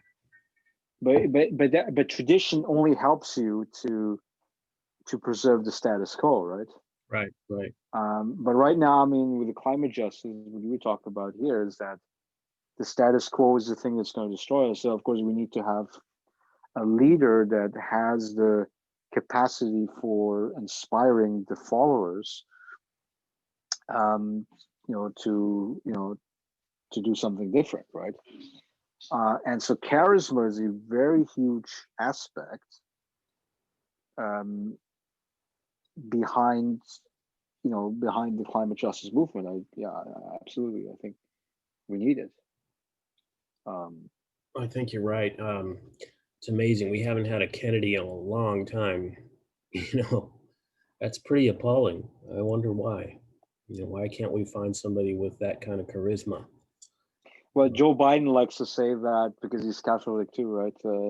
Irish Catholic, and he's sort of the next one. But I mean, and also it's very clear. There's one article I read about. So the Kennedys, they have the home base in Massachusetts. It's a town called Kennebunkport, I think. No, Hyannisport. Mm. Kennebunkport, I think, is the presidential compound. But Hyannisport, where basically the Kennedy family has this giant compound and everybody goes there, right? Like all the siblings, all the kids, right? And Joe Biden tried to replicate that in Delaware, because he's in Wilmington, Delaware.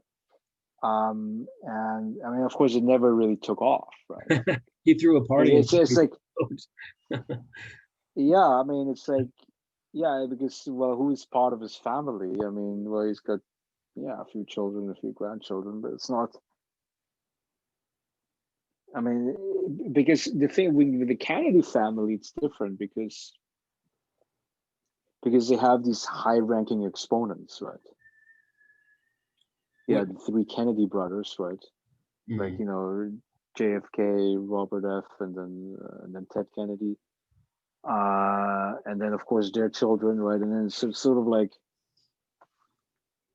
it's like a perfect coaching. I mean, I was reading the memoirs of of Arnold Schwarzenegger, and his wife is former wife is Maria Shriver, was in the Kennedy clan,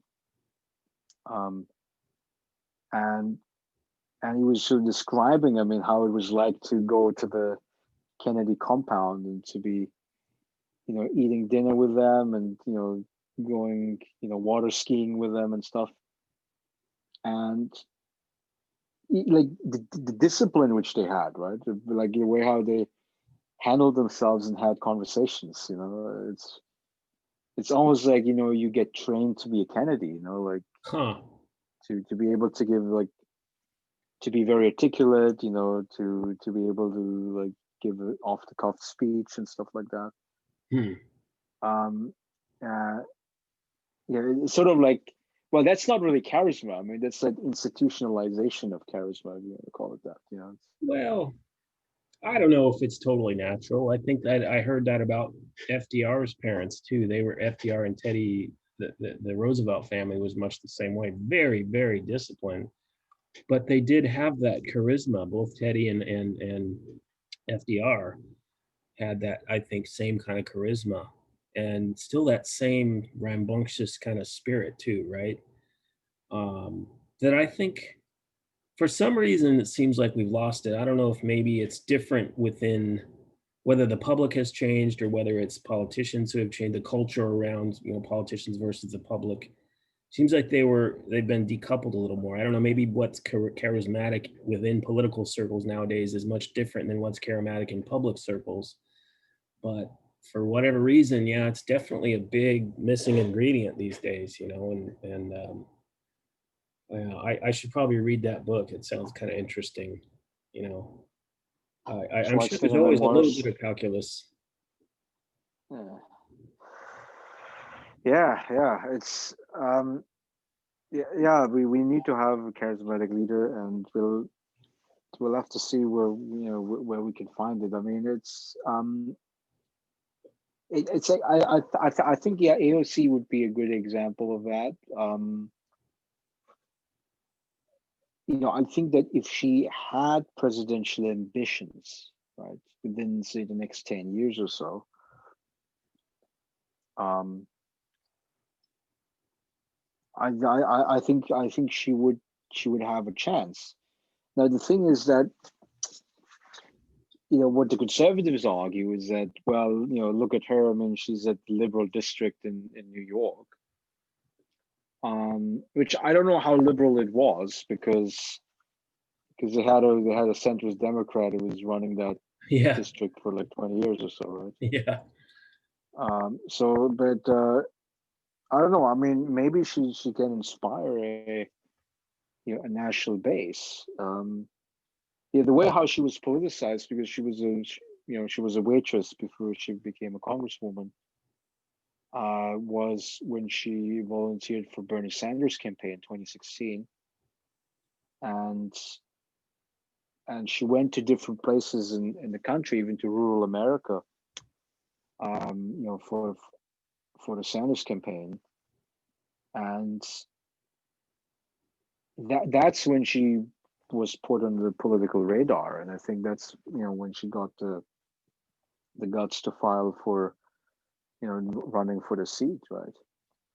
Uh, I mean, it's an exceptional story. I mean, it's a great story. I mean, I yeah, want to have more waiters and waitresses become members of Congress. yeah, yeah. Because, I mean, it's like because the traditional career path is you become a lawyer first, right? But then if you're like a lawyer, I mean, I think you know, I don't think you get the life experience. It's a discipline Uh, that breeds institutionalization. It's really hard to be radical as a lawyer, I think, just because you're thinking about the reality so much. It grounds your thinking in what's, even on a public policy side, what's politically possible. And I think a lot of times, you just don't see a lot of radical people that are lawyers. I mean, you do to some degree, but it always kind of, I think, is it has a tendency to institutionalize things just because of the nature of the discipline, I think. But no, go ahead. no, I mean, yeah, I think to have more diverse, congressional body, I think would be very, would be an interesting route to have. Um, Now, I mean, of course, you could argue that, well, actually, there's advantages to be a lawyer first because there's of course a link between writing legislation, right, and adjudicating cases, right, because it's very closely connected. It has to deal with like text essentially. It's about writing text, interpreting text, um, It's usually done and by clerks anyway. yeah, I mean, but it's a certain kind of thinking, right? It's like Yeah, because if somebody like AOC, I mean, I like when she votes on bills, I don't think she really cares about like the technicality of like how you write the bill, right? probably. I think for her it's all about like, okay, this bill has this effect on my constituents, right? Like she's like the fact that because she has experience as a waitress, she sort of she will empathize with waitresses and of course with the working class, right, in a district, and she will think about, well, okay, if I sponsor this bill, well, what will be the impact on them, right? Is a life going to be made better off, or is it going to be made worse off? And I think that's the kind of life experience that would be extremely valuable, right? To have in the halls of power. But yeah, I mean, we'll have to hope that that things go in a better direction. I mean, one of my friends, I mean, he's a Trump supporter, and he says, of course, he wants Trump to win, and he says, well, if you want to have, a more progressive Democratic Party, you would want Trump to win, right? And the logic is that because then what would happen is, so the Democratic Party establishment, the DNC, they screwed Bernie twice, right? They screwed him in 2016, they screwed him this time.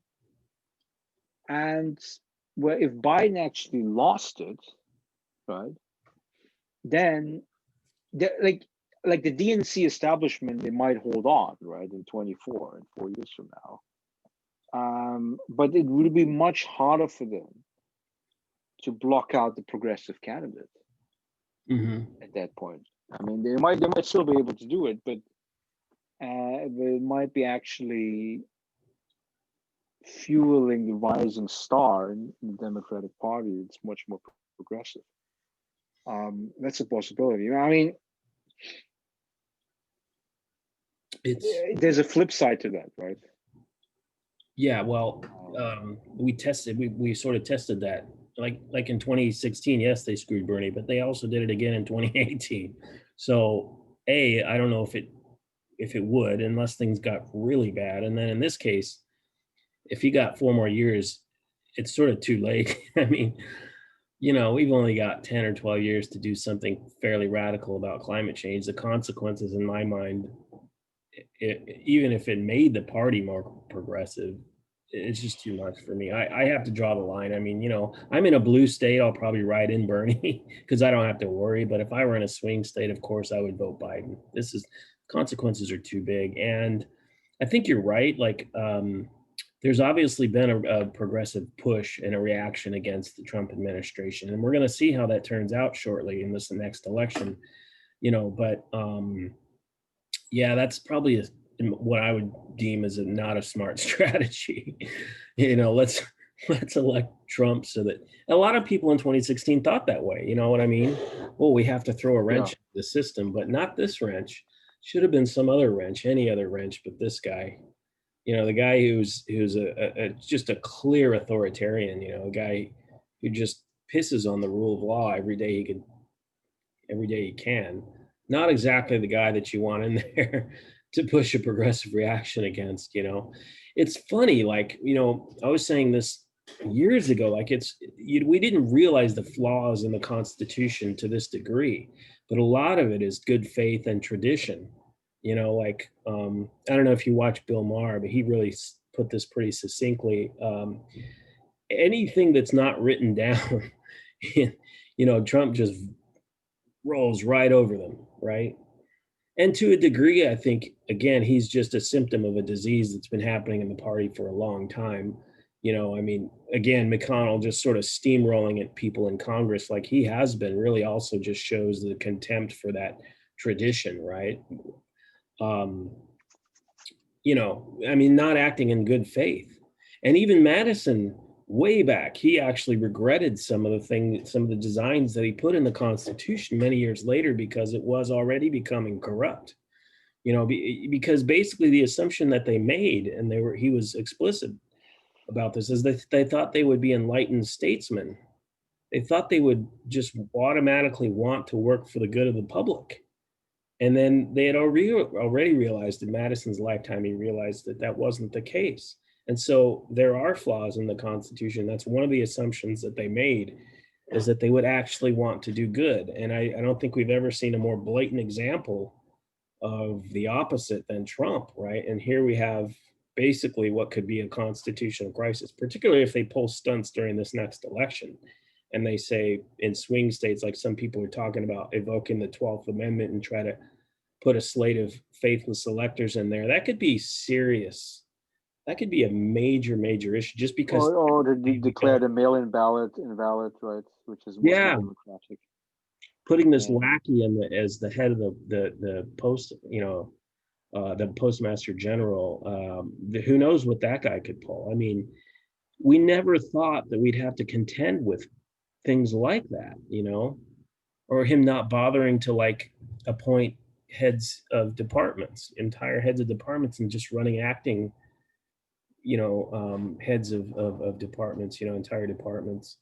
I mean, it's amazing. Like, Yeah, it's a total reign of terror. I mean, that we're seeing at the moment. I mean, and it's like, but I think there's a difference between today and 4 years ago, which is that I think so. I think there were a bunch of people who, let's say, they voted Green Party 4 years ago, right? Or there were some people that that were so sure about a Clinton win that they didn't go to vote in the first place. And I think those voters, 4 years on, they're going to be like, you know, if I have to stand in line for 5 hours to vote, I'll do that, right? Because I want to get rid of this crazy guy in the White House today, yeah, right? And so I think, and I think that margin of people, hopefully, is going to be larger than you could say, totally disaffected people that let's say in the progressive left, or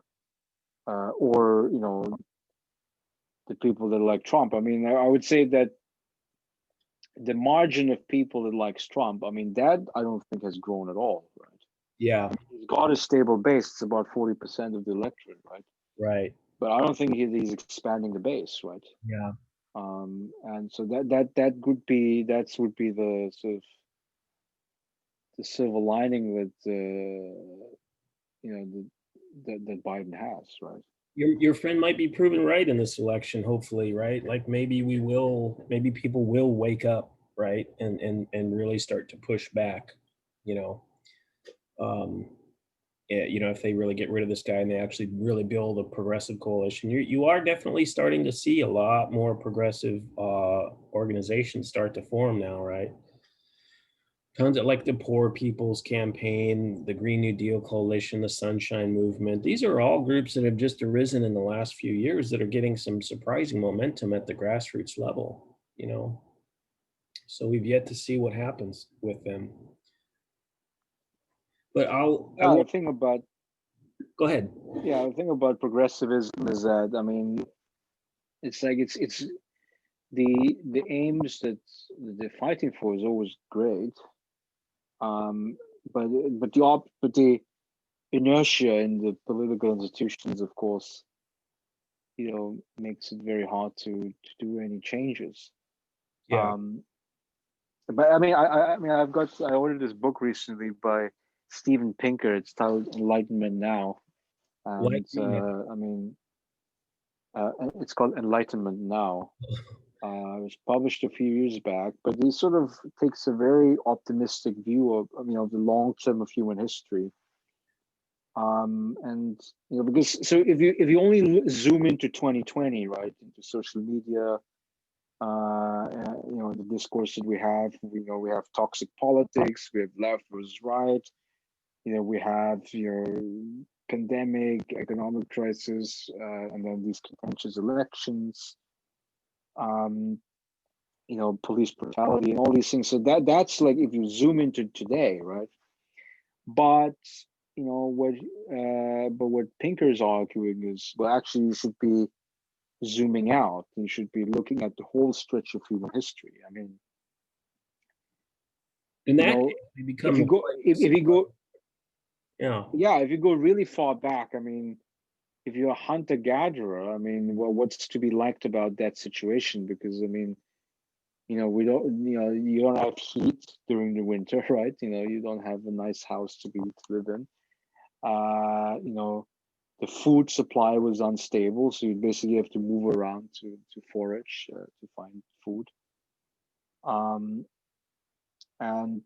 if today, I mean, you have those two things, right? I mean, stable access to food, and a roof over your head. And of course, I'm not talking about people who are food insecure or homeless. I mean, of course, that's of course a big issue that we have now. But for those of us who are not in these unfortunate circumstances, um, we still have it quite good. I mean, overall, Right. essentially. Right. Um, Especially in this. and yeah, yeah. Go ahead. No, I mean that's the point I wanted to make about the taking the long term view, because it makes you a little bit more optimistic about thinking about the world. Again, the climate change is a thing. It can, so the thing that we call civilization that we enjoy at the moment.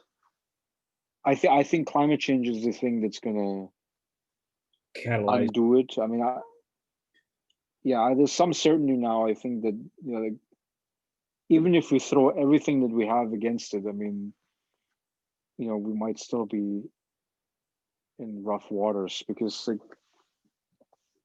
imagine we do CO2 elimination today, right? There's a lag effect, right? Where basically the CO2 will continue to grow. I mean, well, of course it will flatten, right? The curve will flatten, but it might not be enough for us. I don't know. Right. Well, that's one of the Um, ironic things about this pandemic is emissions are down like mad, but of course, naturally at the cost of the economy, right? And we've seen, I mean, when they did the stimulus package, it was really helpful. And basically, on a macro level, that's what we have to do to actually tackle climate change. It's obviously going to necessitate, government economic intervention, and probably subsidies, huge subsidies for the public. I mean, in order to change the nature of work, like you were saying, obviously you've done a lot of work on basic income, and that has to be part of the solution. I don't see another way, because like you said, how do you get around the growth model without presenting some other model that doesn't necessitate growth in the way that we've come to know it, and so I haven't read it yet, but I just got a book, exploring degrowth, right, which is, it's looking at that other models, right? So Vincent Leahy and Antira, and what is it, Anitra Nelson, but I'm sure you have a ton of others, right? But people are just now starting to look at those alternatives. So something yeah, has to happen a lot sooner than we can put those models in place, is what scares me. And I mean, like I said, this is the shortest term reduction in carbon emissions I've ever seen. You know what I mean? And so I don't know, maybe this pandemic hopefully will wake people up to this fact, you know. yeah, and then also the reality being that, I mean, so there's one thing about the lockdown which is absolutely bad, right? Which is our mental health, which is the fact that, I mean, if all we're doing is Zoom conferencing, I mean, Horrible. I think, yeah, it's horrible. I mean, because we are, because we are still hunters and gatherers. I mean, we still need to, have face-to-face interactions. We need to, like, hug each other and have handshakes, whatever, right? I mean, it's a very that's very much ingrained in who we are. And so the mental health is a really bad part. But then if you strip the other parts of it, I mean, if you don't have to travel that much, right? Because traveling is wear and tear on your body, right? Because you'll be sitting in an airplane or whatever and breathe in the stale air for 6-7 hours, whatever. I Mhm. mean, so that's extremely tiring process that we have reduced massively. So I think that actually itself, or the fact that if you do a home office instead of commute to work, the fact that you're not sitting in traffic, for half hour, an hour. I mean, I know in Yeah. California it'd be pretty rough to in LA and stuff.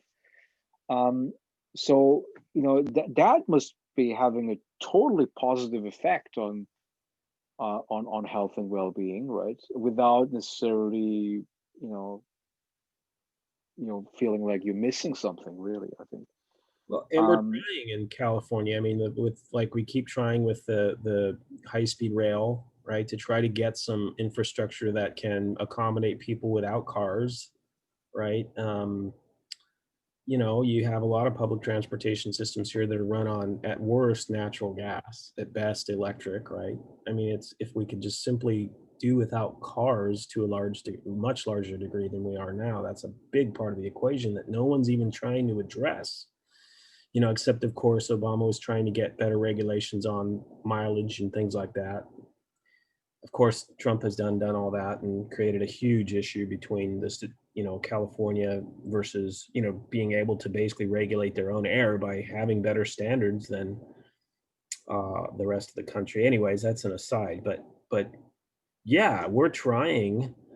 Um, but I think that this pandemic just shows the importance of measures like that, because that's part of the a huge part of the reason, like you said, travel, why CO2 emissions have come down, and so we're seeing it in real time.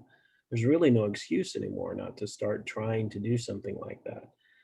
And it's hard. We're kind of a test case in for, say, high speed rail, which China, Japan, everyone else has already done, and yet it's still so difficult to do it in even a single state, much less. well, there's a difference in between China and here, and which is authoritarian system that they have over there. I mean, I went to Beijing 3 years ago, and I took the high-speed rail to Shanghai and to Tianjin, and it's really amazing, right? I mean, it's like it goes up to 350 kilometers per hour, which is it's more than 200 mph, Wow.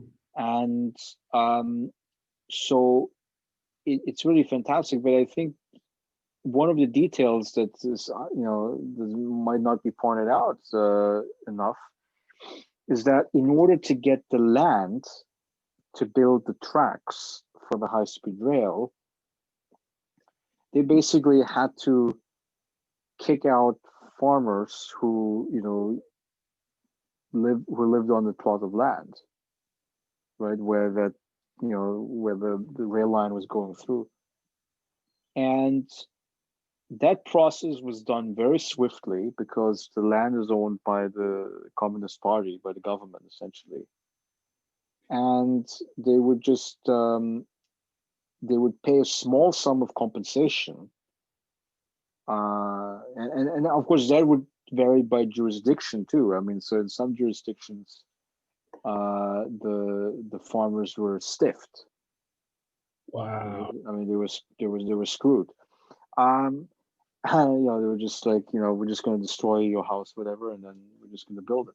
Oh my God. Um, and and of course, you don't really have rule of law because the rule is basically written by the Communist Party itself, right? So Just totally corrupt. at least, yeah. So I mean, at least in California, I mean, I guess one of the issues that you guys are facing is that you're going to have to do the same thing. I mean, you're going to have to requisition land to build the tracks, and then of course, if it's private property, then it goes to the court, right? And then the court is the thing that's going to drag the process out, and it's going to make it hard to build the rail tracks. But then you have rule of law, I guess. You don't want to you don't want to screw with people's private property, right? Yeah. So Well, the law yes, is. it is.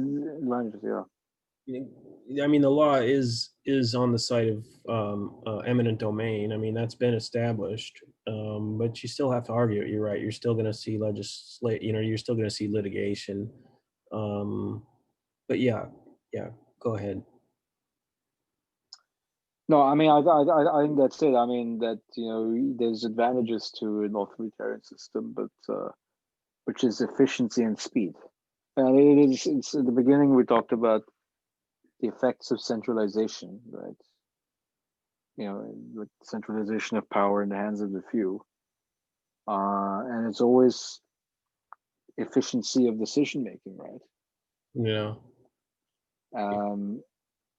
But then there's a drawback, obviously, right? The drawback is, I mean, if you're going to have some losers, in that system, and you're going to have individual rights being infringed upon. I guess it comes back to what you were mentioning before, is the metrics. How do you measure those trade-offs, right? How do you measure the quality of life that high-speed rail would bring you versus, all of the drawbacks, the property rights violations, you might say. How do you project that into the future, which is even harder? And so it comes down to policy metrics, I guess. And I don't know. I'm just, if the current models are adequate, right? Like just simple CBA, cost benefit analysis. I'm not sure if that's adequate to be able to address big questions like that, but it's what we use, to sort of just break everything down really simply. But then you have to sell the policy too, right, to the public. So I don't know. I don't know if they'll ever get it done, even in California, which is a very, very progressive state. They still have problems with even the rail modeling, the way that it's planned right now. I was talking to some people that were actually helping with the modeling of that, and they're like, yeah, they really need to get it together, so it's just surprising how difficult it is. You'd think it was common sense at this point, and yet, like I said, it's just because of the political realities and the infrastructural realities of this population. It's going to be very, very difficult. I do think once they do it, though, I think that people will probably tend to want it once they experience it, which is typical of things like that. I mean, if I didn't need my car, I'd be stoked. I mean, you show me some better alternative, that I can get to San Francisco in 2 hours instead of 8. Yeah. I'll take it, And I think a lot of people are the same way. Yeah. Yeah. I mean, I'm in favor of high speed rail, and yeah, because it's about reducing air traffic, and it's about reducing car traffic, individual traffic. Another thing would have to be like housing policy, right? It's like, I think the trend towards suburbanization would have to be decreased. I know there's a lot of like social and racial struggles that are ongoing, and which is explaining the trend to suburbanization. But like, ultimately, I mean, I think what should be happening is perhaps people living in closer proximity. I mean, you might have to build buildings that go a little bit higher. You need to build like trolleys and trams. I mean, like public transportation systems, subways, things like that. Yeah, high speed rail. All of these things have to be put in place. So it's a combination of housing and transportation policy where that you have to adjust in ways that reduces air traffic and car use, right? Yeah, we did get something here in California. We have ballot initiatives, which I think are a great thing, right? If you just get a certain number of signatures on a proposition, it can be put on the ballot, and so one thing they did was exactly that, is housing policy surrounding transportation hubs, right? Because we do have a big homeless problem in this state. And so they have been trying to get legislation passed to build housing and have it be centered around those transportation corridors, and also it has to be affordable, right? I mean, because in the high speed rail, I mean, well, this is it's generally hard to make it cheap. Oh, it's public transportation. Okay. Yeah. It's public housing. So, they call it Section 8 here. So yeah, subsidized. So yeah, but no, I think you're exactly right. I mean, this is an interesting state. I think it's a little bit of a microcosm of the whole country. It's huge. It's got a huge population. It's got a little bit of everything geographically. It's, and socially, we've got every kind of person here. You know, it's very culturally pretty diverse. It has the same sorts of regional polarization that the whole country does. Politically and just culturally. And so California is always a very interesting test case, it seems. They say that what happens in California, you know, tends to happen everywhere else. But we'll see. Hopefully high-speed rail and massive public transportation becomes part of the equation, that what they had to do first, though, was to be fair, they had to just get rid of Republicans, and they finally did. I mean, I'd never said that before. I've never been as partisan as I am now, but I mean, it's just the party has become so radical. It's just a reality, you know. So hopefully we'll see that nationally, and then hopefully the party will wise up and become actually conservative again. Yeah, they might need somebody like Arnold Schwarzenegger, right? I mean, I think part of the reason why he was able to get the governorship, obviously because Hollywood actor. I mean, he's very famous, right? But also because he was married to the Kennedy family, right?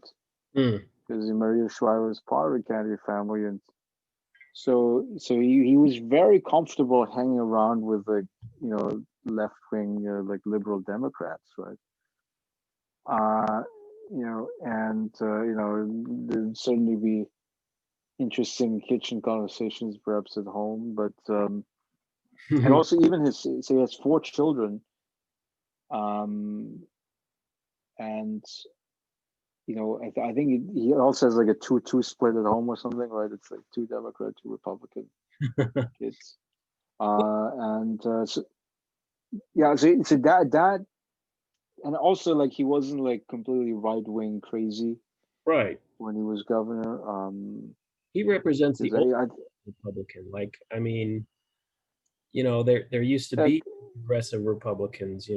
Eisenhower made Bernie Sanders look like, Ronald Reagan in some, to in a manner of speaking. I mean, we were talking about what happened to the charismatic Democrats. I mean, that was a time when we weren't so polarized. You could be a Republican and like the Democratic president and nominate, or whatever. But I think that has a lot to do with it now. There's just so much anger and hate and polarization that I'm not sure even if we could have somebody with that kind of charisma, if you could even sell that candidate, just because people are so, polarized. I don't know. Hopefully we can change that, but I don't know. I think it's going to take a long time, you know. But where were you going? I didn't mean to put you off track there. no, I was just like an example of reasonable Republican leader. Um, those are few and far between, but yeah. Yeah, I mean, I'm very favorable to Schwarzenegger because because we grew up in the same country, so that's why I have a special fondness for him. I don't know. I wrote a really long blog post about him, and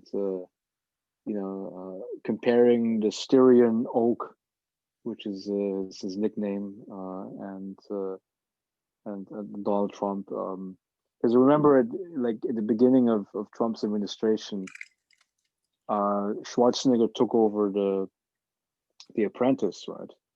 And he only did one show, where he was basically said, he had his own line. He said, "You're terminated," right, instead of "You're fired," right. So it's really absolutely the same showbiz idea. But then it had very low ratings, and then Trump tweeted, the low ratings that Schwarzenegger got, and that was, I mean, if you think it's really weird for a president, to be still thinking about, showbiz, right? But he was still thinking about it.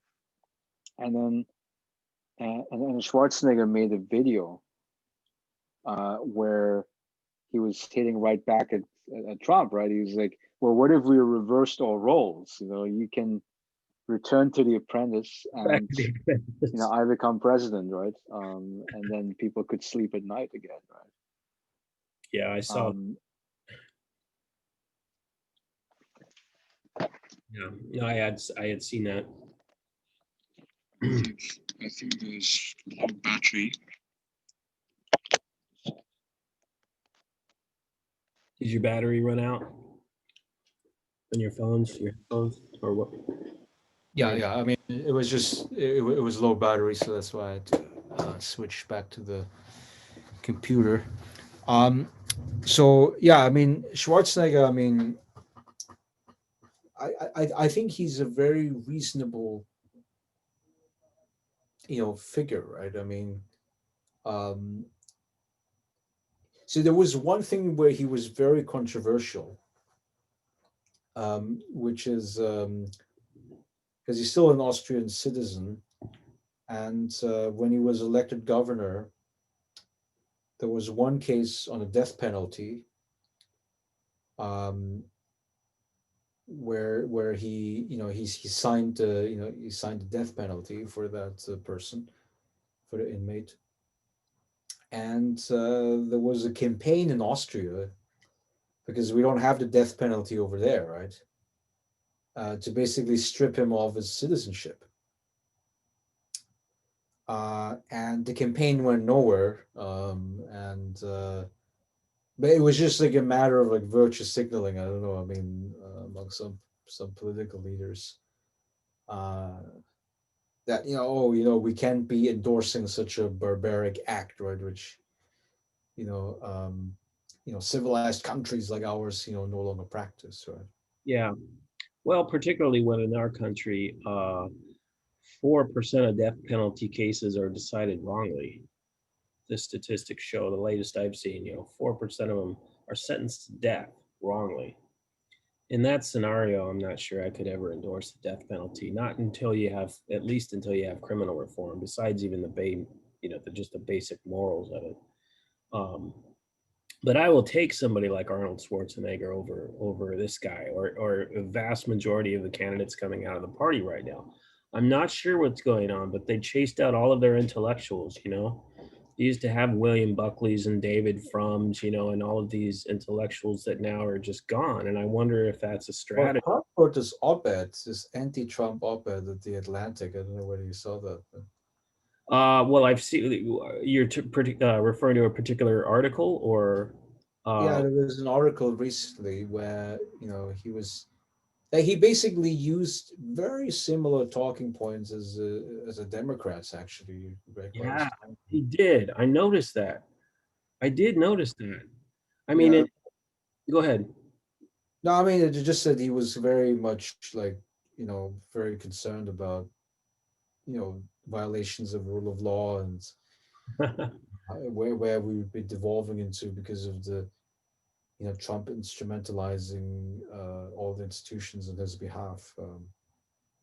But again, I mean, I think that's been happening to a large degree in the Republican Party for a long time. He's just an extreme example of it. But I think that they've decided their policies are so unpopular now at this point, that especially considering the demographics, what can they do? I mean, you ask the average person now what the Republican Party has done for them, and they can't think of anything. So in that scenario, if you're dedicated to those policies, despite being really unpopular, what are you going to do to sell those policies? You have to basically polarize people. You have to make them vote for you because you don't want to vote for the other guy. You have to tap into their emotions. You really do have to rely on propaganda. You have to paint your enemy as this extreme leftist who's gonna, take away mom and apple pie. Lest they get people, time to think and go, wait, no, you're full of shit. Like, I actually like Bernie Sanders' proposals because they would actually help me. I could actually have a union job. I could actually not have to choke to death in a coal mine. but you can't sell Republican policy. That's just not doable. You've got to bullshit your way past it. And I hate to be that partisan again, but I mean that's just a simple fact. And obviously these like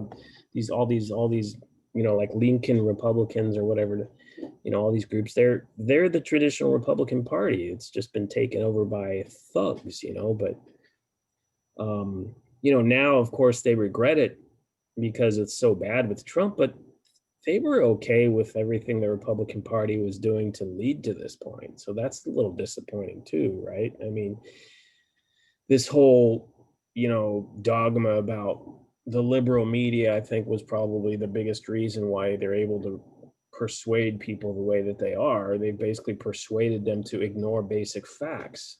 They've been doing that for a long time, and it happened to be very strategically advantageous for them. And now it's a Frankenstein monster that's come to bite them in the ass. And so now all of a sudden, when the party is falling apart because of it, then they have regrets, naturally. So they don't deserve to have power, in my opinion, for a very, very long time. I hope they actually rout Republicans in the next election, and they hopefully learn a lesson.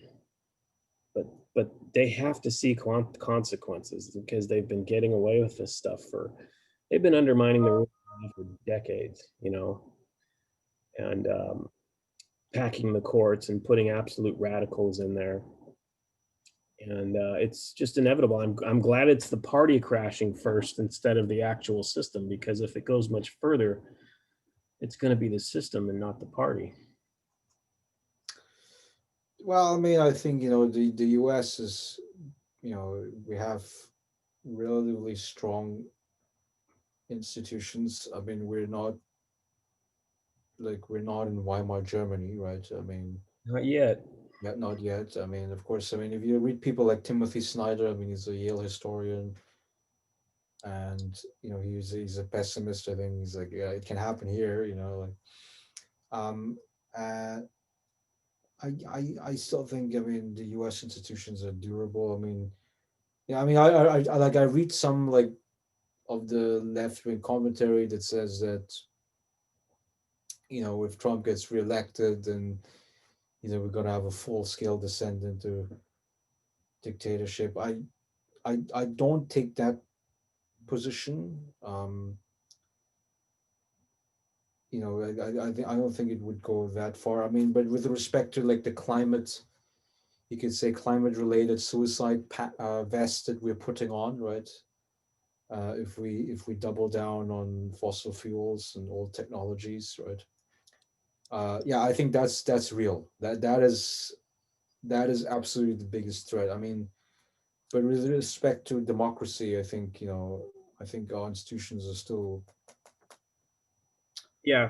but Well, they don't work as well as they used to in the past. But I think they can still go on, right? yeah, I think it's going to depend to a large degree again on that good faith of people, though. Like, one thing that gives me hope is seeing people like General Mattis coming out and just you know totally rebuking Trump. I mean, let's say he did try to stay in office. I'm confident that if he didn't get reelected and tried to basically stay in, because some people fear that the military would escort him uh, pretty quickly out of there, right? I think, for example, if they don't try to pull this faithful selector stuff, trying to allege voter fraud so that they can just sort of um, put Trump in anyway in the electoral college, right? If a state says that their votes are questionable and that they can't certify them, that they're just going to choose a Trump supporting electorate for their slate of electors.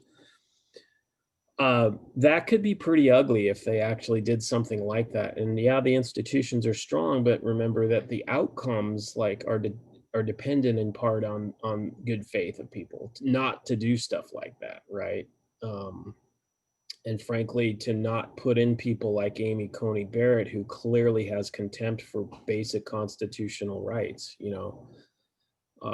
Yeah, the system will hold as a whole and it'll keep functioning, but too many more blows like that, and you can just start to see some really ugly things start to happen, and Yeah, I mean, just on the point of good faith, I mean, it really depends. So I think we need to have, I mean, so in order for full scale devolution, I mean, to totalitarianism, I mean, there would have to be like a Hitler like leader. I mean, so I was reading this book by Thomas Childers, he's a historian at Penn, The Third Reich, and it's like if you read Mein Kampf, right?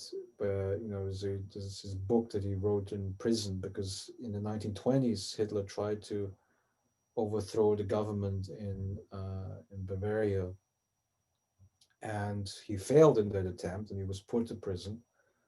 And he wrote his book on Mein Kampf, and he was describing all the nasty things that he was going to implement 10 years later when he did attain power, which is to basically conquer Europe, make the Slavic people the servants of the German people, to kill the Jews. I mean, like all the crazy things that he sort of was planning, he was sort of putting it in book form.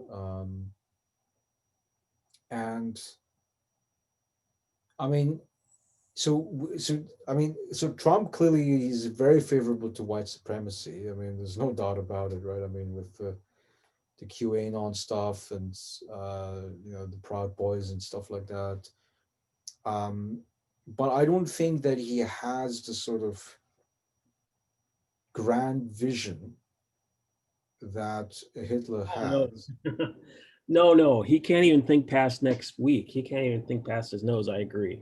No, Yeah, that I think is a redemptive feature. Now, I mean, of course, if there's a fear that one among these like white supremacist, I mean, groups, I mean, you know, if that person is very charismatic, and really steps up and gives speeches and whatever and becomes president, yeah, I think that would be the point I would be extremely worried about.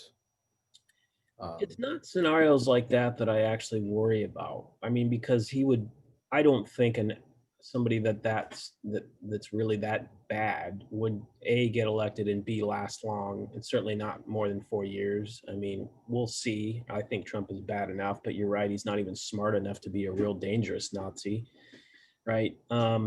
What I worry about is things like when they make decisions, like to say that as a worker, I have a right to deny somebody some aspect of my work because of my religious beliefs, right? Like, um, it was bad enough to say that a company didn't have to provide health care that provided for birth control because it goes against their belief. And then the next step is these little systematic changes, like, I don't want to, like, I don't want to sign a marriage certificate if something like that becomes legal, because I don't believe in gay marriage. Then you extend that to things like, what does that really mean? Like, does that mean if I'm a Seventh-day Adventist ambulance driver, I can refuse somebody a blood transfusion? These sort of systematic things that these people apparently don't think about you can't run a society like that. You know what I mean? Um, it's little things like that can actually really collapse a system to some degree. Just absolutely stupid laws like that, that just pull the rug out from certain, institutional functions that we've had for so long, just because these people are such radicals, and actually have their hands on the levers of power now. But I certainly don't see a full scale fascist government takeover, right? But you don't really need one. I mean, to be honest, what I fear is this sort of corporate oligarchy they're starting to build. This whole Powell doctrine that they're really getting their way on, where corporations actually write laws. You don't need your government itself to be fascist if the people that are making decisions are a fascist organization anyway. Yeah, I mean, so we already see that. I mean, the fact that everything is optimized by algorithms, which is controlled by a few, big companies like, Google and Facebook and Amazon, Yeah. Apple. It's like all the products that we're using. I mean, we have to sort of go through them. And, the fact that, if I would be, searching for, certain items like a shirt, and all of a sudden, I see an ad for a shirt, so steering our, tastes, all of that right now for consumerist purposes, which, some people might say is not nefarious really, but I would think, you know, um, the algorithmic control of human life. I think that's one of the, biggest worries, and then oftentimes, I mean, it comes in a friendly manner, in a voluntary manner. I mean, I've got this health app which tracks my steps, so I make sure that I take enough steps in a day, right? So and uh, and so it normalizes, our interaction with the technology normalizes our, um, being controlled, by these devices. Yeah. Um, and there's very few people that are really like, I'm gonna go out of my way to avoid, interactions, with these institutions. I mean, one of my professors, I mean, whenever I would work on like a Google Doc and I would share it with her, she'd be like, no, no, no, download it as a Microsoft Word, and then send that to me. Um, Well, because it's true. Like, if I have an idea, which I'm learning in academia now, every time I think I have an original idea, somebody thought of it first. But I still worry, like, if I ever do have an original idea, I share it on a Google Doc. Yeah, it could totally be stolen, right? Or just almost any app now, it could potentially be stolen, no matter how much I try to encrypt it or running VPNs and all this. I mean, absolutely, it's a valid concern. I mean, just that's one small example, but you're talking about a much larger issue, right? Of normalizing basically, you know, seeing, having visibility on every aspect of people's lives. It's pretty frightening, you know, and by privatizing it, hardly makes a difference that it's not a government institution because the outcomes are the same, right?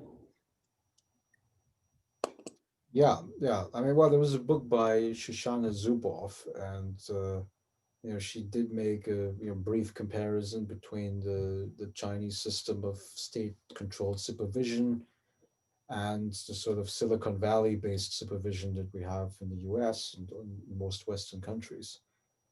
And yeah, I think it is true that, I think state-controlled supervision can be much more nefarious to some extent, uh, but it's a matter of degree, really, not of direction, because the direction of having Silicon Valley based supervision is also that,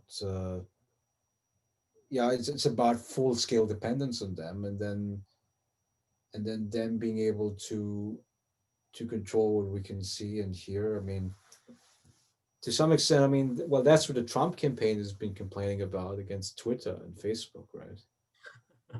Because they've been trying to share the like, whatever dossier that they bring up about Hunter Biden, right, and this, whatever corruption and stuff, Yeah. and they couldn't be sharing these stories, well, because it's fake news. And it could very well be that it's all fake news. It could be. I'm not sure, um, but should the social media be censoring it? Right, right. Do we want them to be the arbiters of truth, you know? Right. I mean, it's like this. I mean, I think what Facebook. I mean, so Facebook is a very different role than it was even a couple of years ago, right? So 4 years ago, when you had whatever the Russian bots and the trolls and stuff, um, and he didn't do much about it. right? Because they said, well, it's an open platform. We're not going to do anything about it. And then, of course, they were then criticized for that, right? For being self-restrained.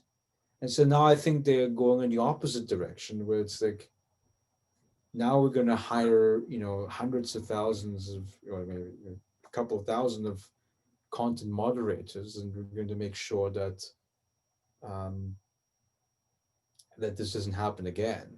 But Yeah. then, of course, the flip side of it being that you go into the censorship territory, right? Yeah, I kind of agree with that. I don't think they should be trying to regulate that as much. I mean, I would much rather them see them um, do something like, yeah, let's get real news out there. Let's actually improve the quality of our news so that people can see what's really going on, right? I mean, you have people like CNN and MSNBC, they become as sensationalistic as Fox News, and they're completely partisan. But they And have to because of the ad revenues, right?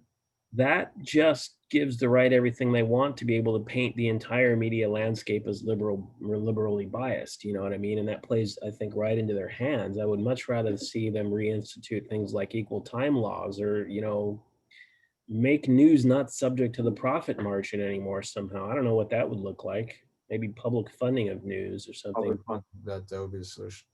I But have one of my professors. I mean, he's a media expert. His name is Paul Starr, and I had a discussion with him about this question about public funding of news media, and he's not very friendly to that idea because he thinks that the politicians are gonna interfere with news reporting.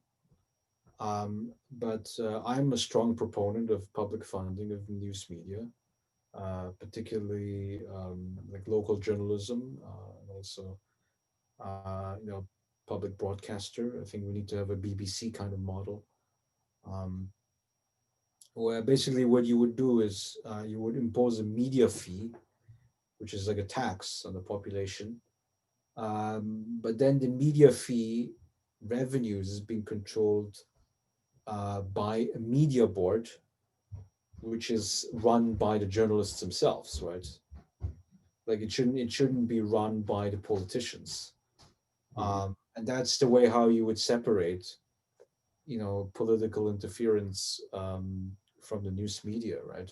Yeah, Um, yeah, that would be a model that I would be very favorable to because local journalism is dying, right? I mean, yeah, 'cause you can't be making enough money. People are not buying physical copies of newspapers. right. Uh, even the media outlets that went full scale Facebook ads and online ads, um, they were doing layoffs now. I mean, like BuzzFeed, uh, and there were a bunch of like Vice. There were a bunch of media outlets that basically made drastic cutbacks because they just weren't making money. And but then here's a problem, right? If those sources of journalism are disappearing, you need to have something that fills the void, and then it tends to be yeah the crazy views, right? It tends to be the more extreme Yeah. views. QAnon and stuff. Yeah, the opinionated journalism essentially, right? Yeah. But so I mean, real journalism is like research, right? Like you're supposed to interview people, you're supposed to get firsthand sources, quote people and stuff. Well, and that's maybe one of the reasons why the quality of news is diminished, because it is getting so costly. Well, it's always been sort of costly to produce, but because their revenues are falling, then the quality, obviously, they cannot travel, they cannot do that kind of research anymore, and they're relying on the big newspapers and just sort of regurgitating a lot of that. You know, yeah, you have very few real investigative journalists anymore, it seems like. And then the other problem is that no matter what you do, you have few. I mean, Bill Moyers now used to be as perceived as middle of the road as you could, and now he's perceived as a leftist just because of this polarization factor of the news. You have one group of people that are seeing one set of facts or opinions, and another group of people seeing a totally different set of facts and opinions. And that's a little bit frightening too. We can't even agree on what's real anymore. And but yeah, Yeah, I think that's one solution, perhaps. yeah, it's very hard to adjudicate these things because yeah, I saw this podcast the other day. It was with Lex Friedman. He's like an artificial intelligence developer, and he's very you know disgusted, you could say, by the negativity that you get in social media. Like if he puts his podcast up on YouTube, 90% of the comments are nice, but then you have the trolls, of course, who are gonna criticize him for for nothing really. And he's sort of dreaming about creating a social media which is nice, right? Where it only rewards positivity. And I think it's gonna be extremely difficult because the human mind is trained to react to negative things, not to positive things, right? And I mean, there's an evolutionary purpose behind it, right? Hmm. So if you, I don't know, if good things happen to you, like you had good sex or whatever, you eat great food, right? And if you don't savor that, well, I mean, who cares, right? It's like the next day happens, and new adventures, right?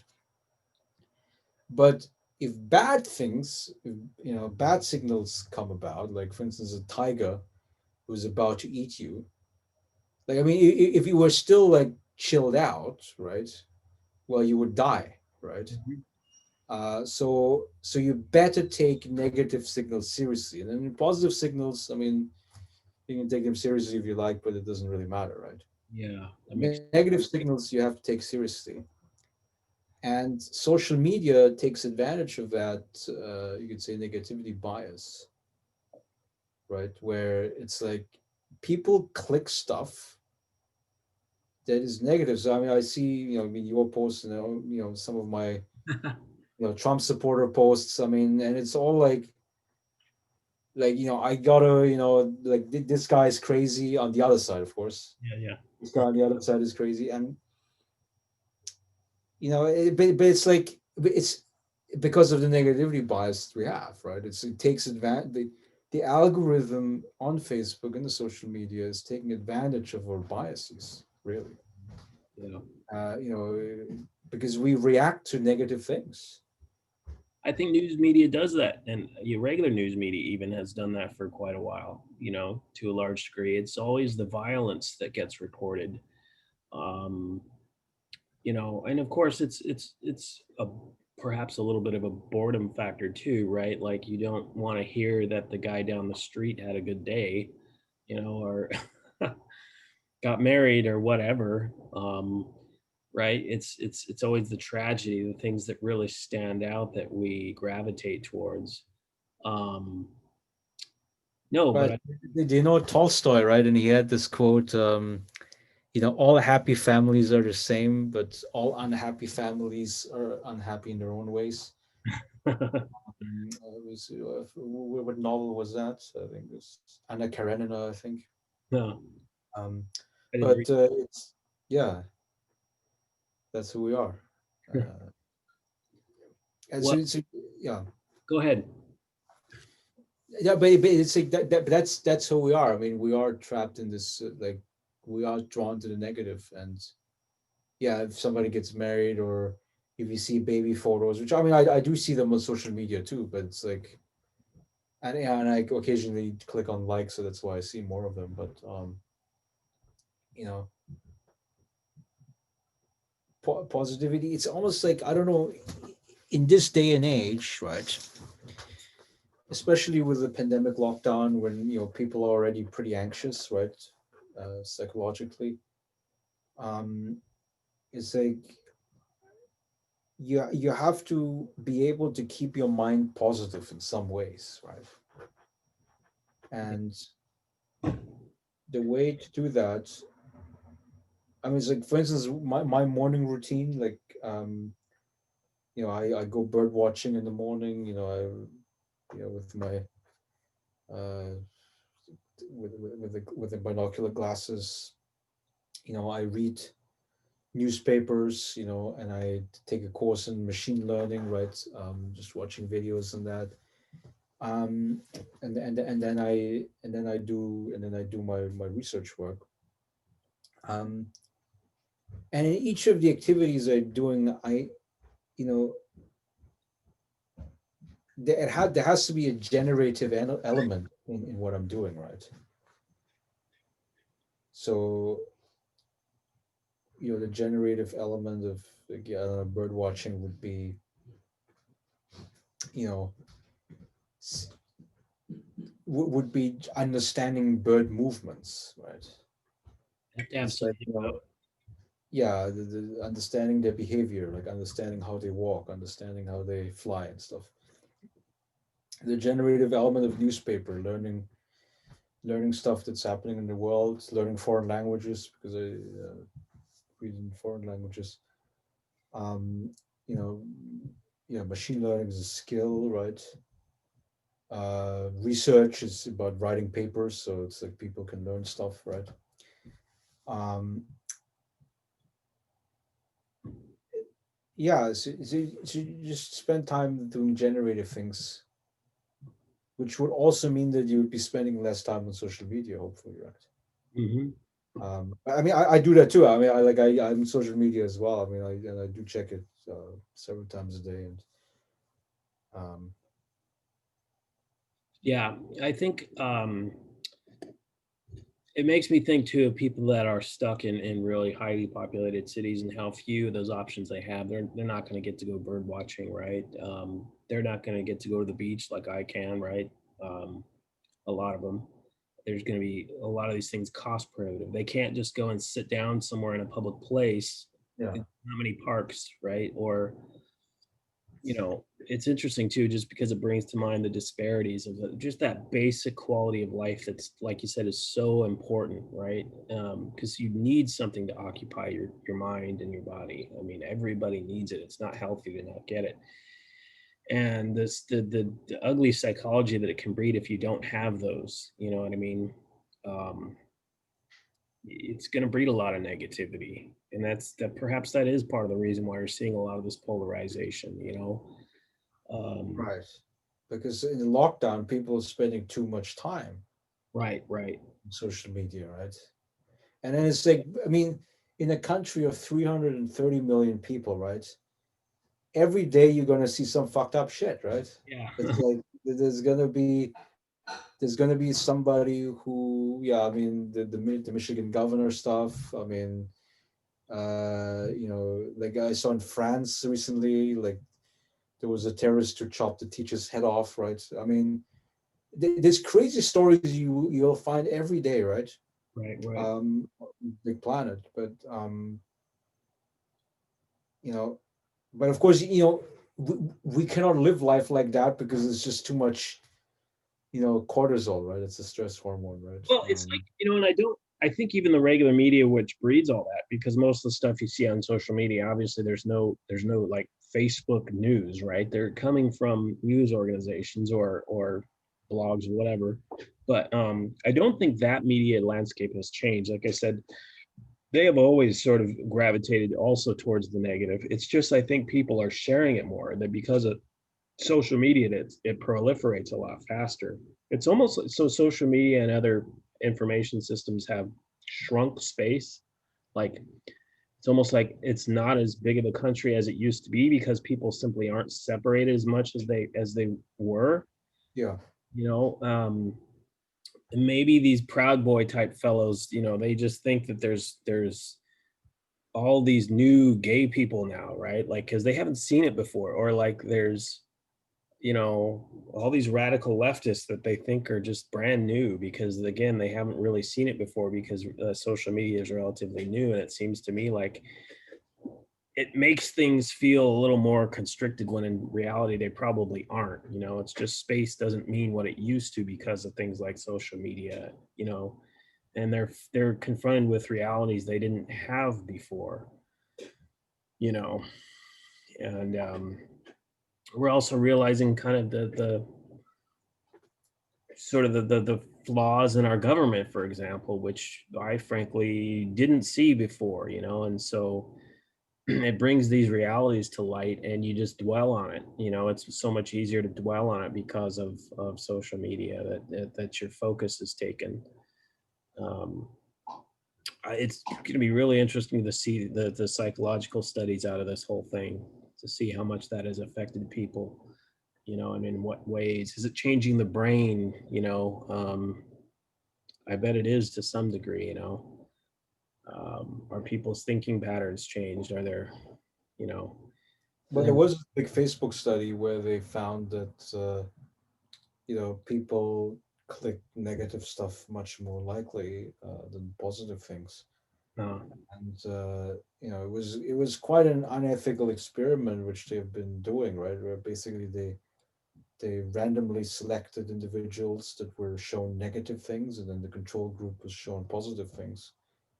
Um, and yeah, and then because they know that now statistically, because of course they have a huge data set, right?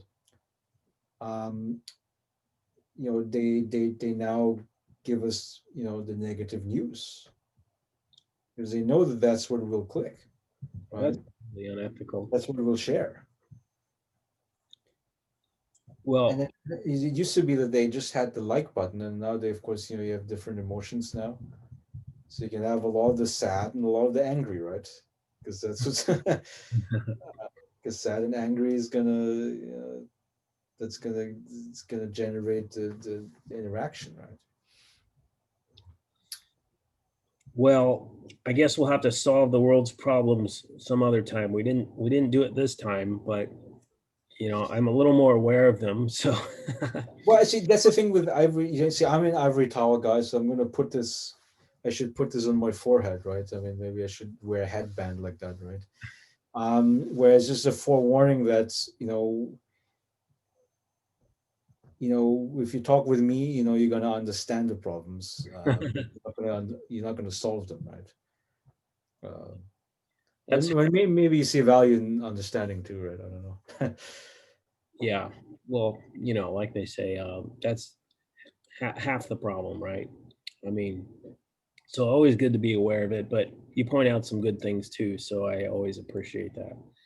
And I know I've already taken about 3 times the time that I thought I would of yours, so I appreciate it. I won't delay you anymore, um, but I really appreciate it. And then I'm gonna just give you a little bio again. So I've been talking with Larry Liu, and he is a PhD at Princeton studying sociology. He has his MS in comparative social policy, which he got at Oxford, and he has his BA in sociology and economic policy from the University of Pennsylvania. And it's been really, oh, and his latest book is Philosopher King and Churchillian Pessimism. And so, yeah, I really appreciated talking with you, Larry, and as always. Jeremy. And, look forward to speaking with you again if I get a chance. Yes, likewise.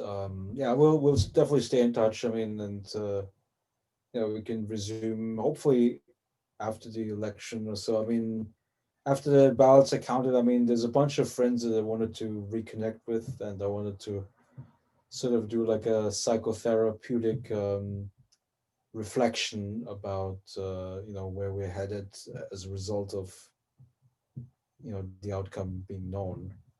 Cool. Um, yeah, so we should definitely get back in touch again. I would Uh, love it.